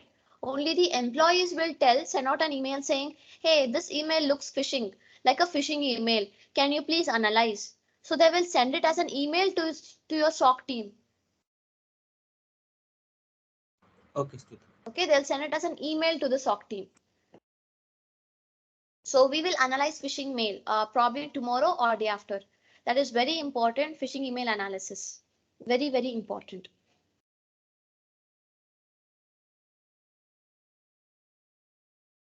So any other doubts, guys? Any other doubts? Till date, whatever was done, were you guys able to follow? Was it too fast? Is there something which I covered too fast and you want me to repeat it? I can do that. The IR thing is just very theoretical. That's the reason I just completed it soon.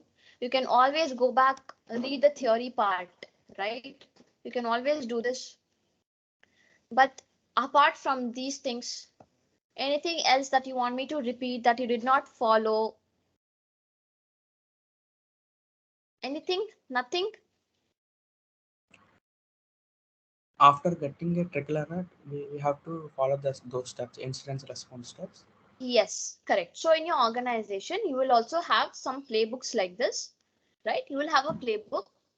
You can refer to this and start your investigation.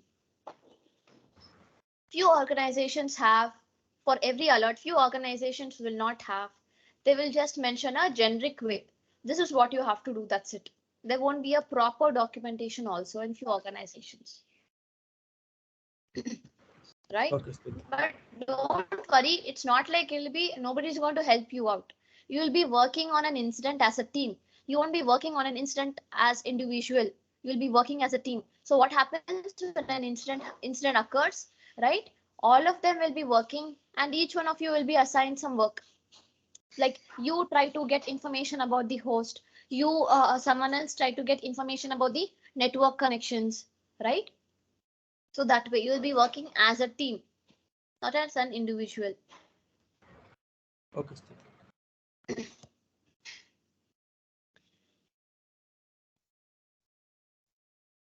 Any other doubts, guys? The lab is open. So if you guys want, you can practice. Nothing?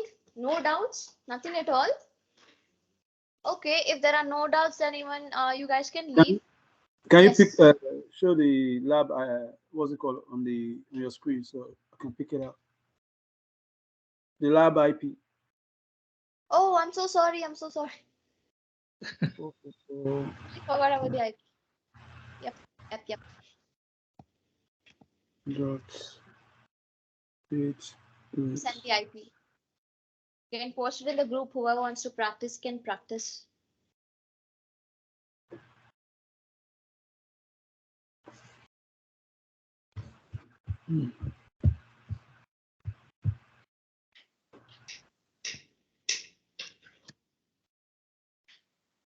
No doubts. If there are no doubts, you guys can take a No leave. doubt. Yeah.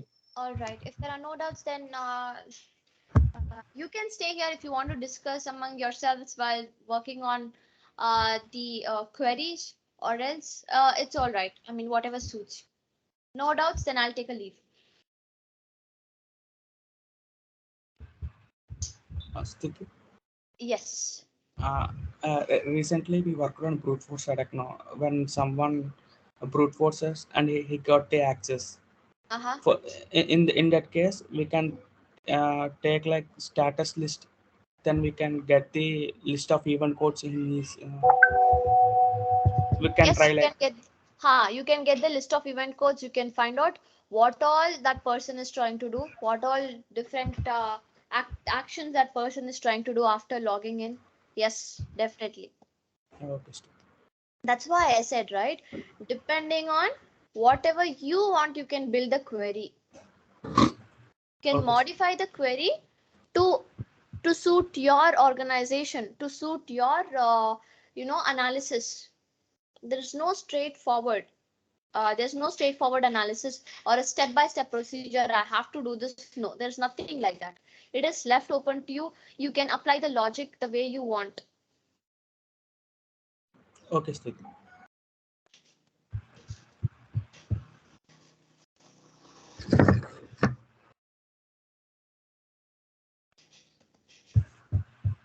Okay, if there are no doubts, then I'll take leave then. All right, all of you have a nice day. Can you please share this playbook document? Playbook document tomorrow I'll explain and then share, Chandru. All right. So today, please practice as much as possible again. All right, and then tomorrow we will learn about alert analysis.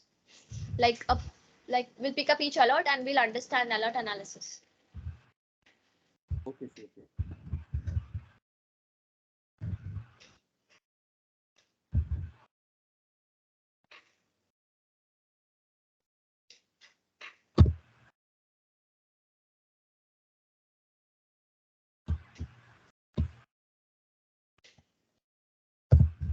Okay, bye guys. Have a nice day. Okay, madam. Bye. Good morning. Sorry.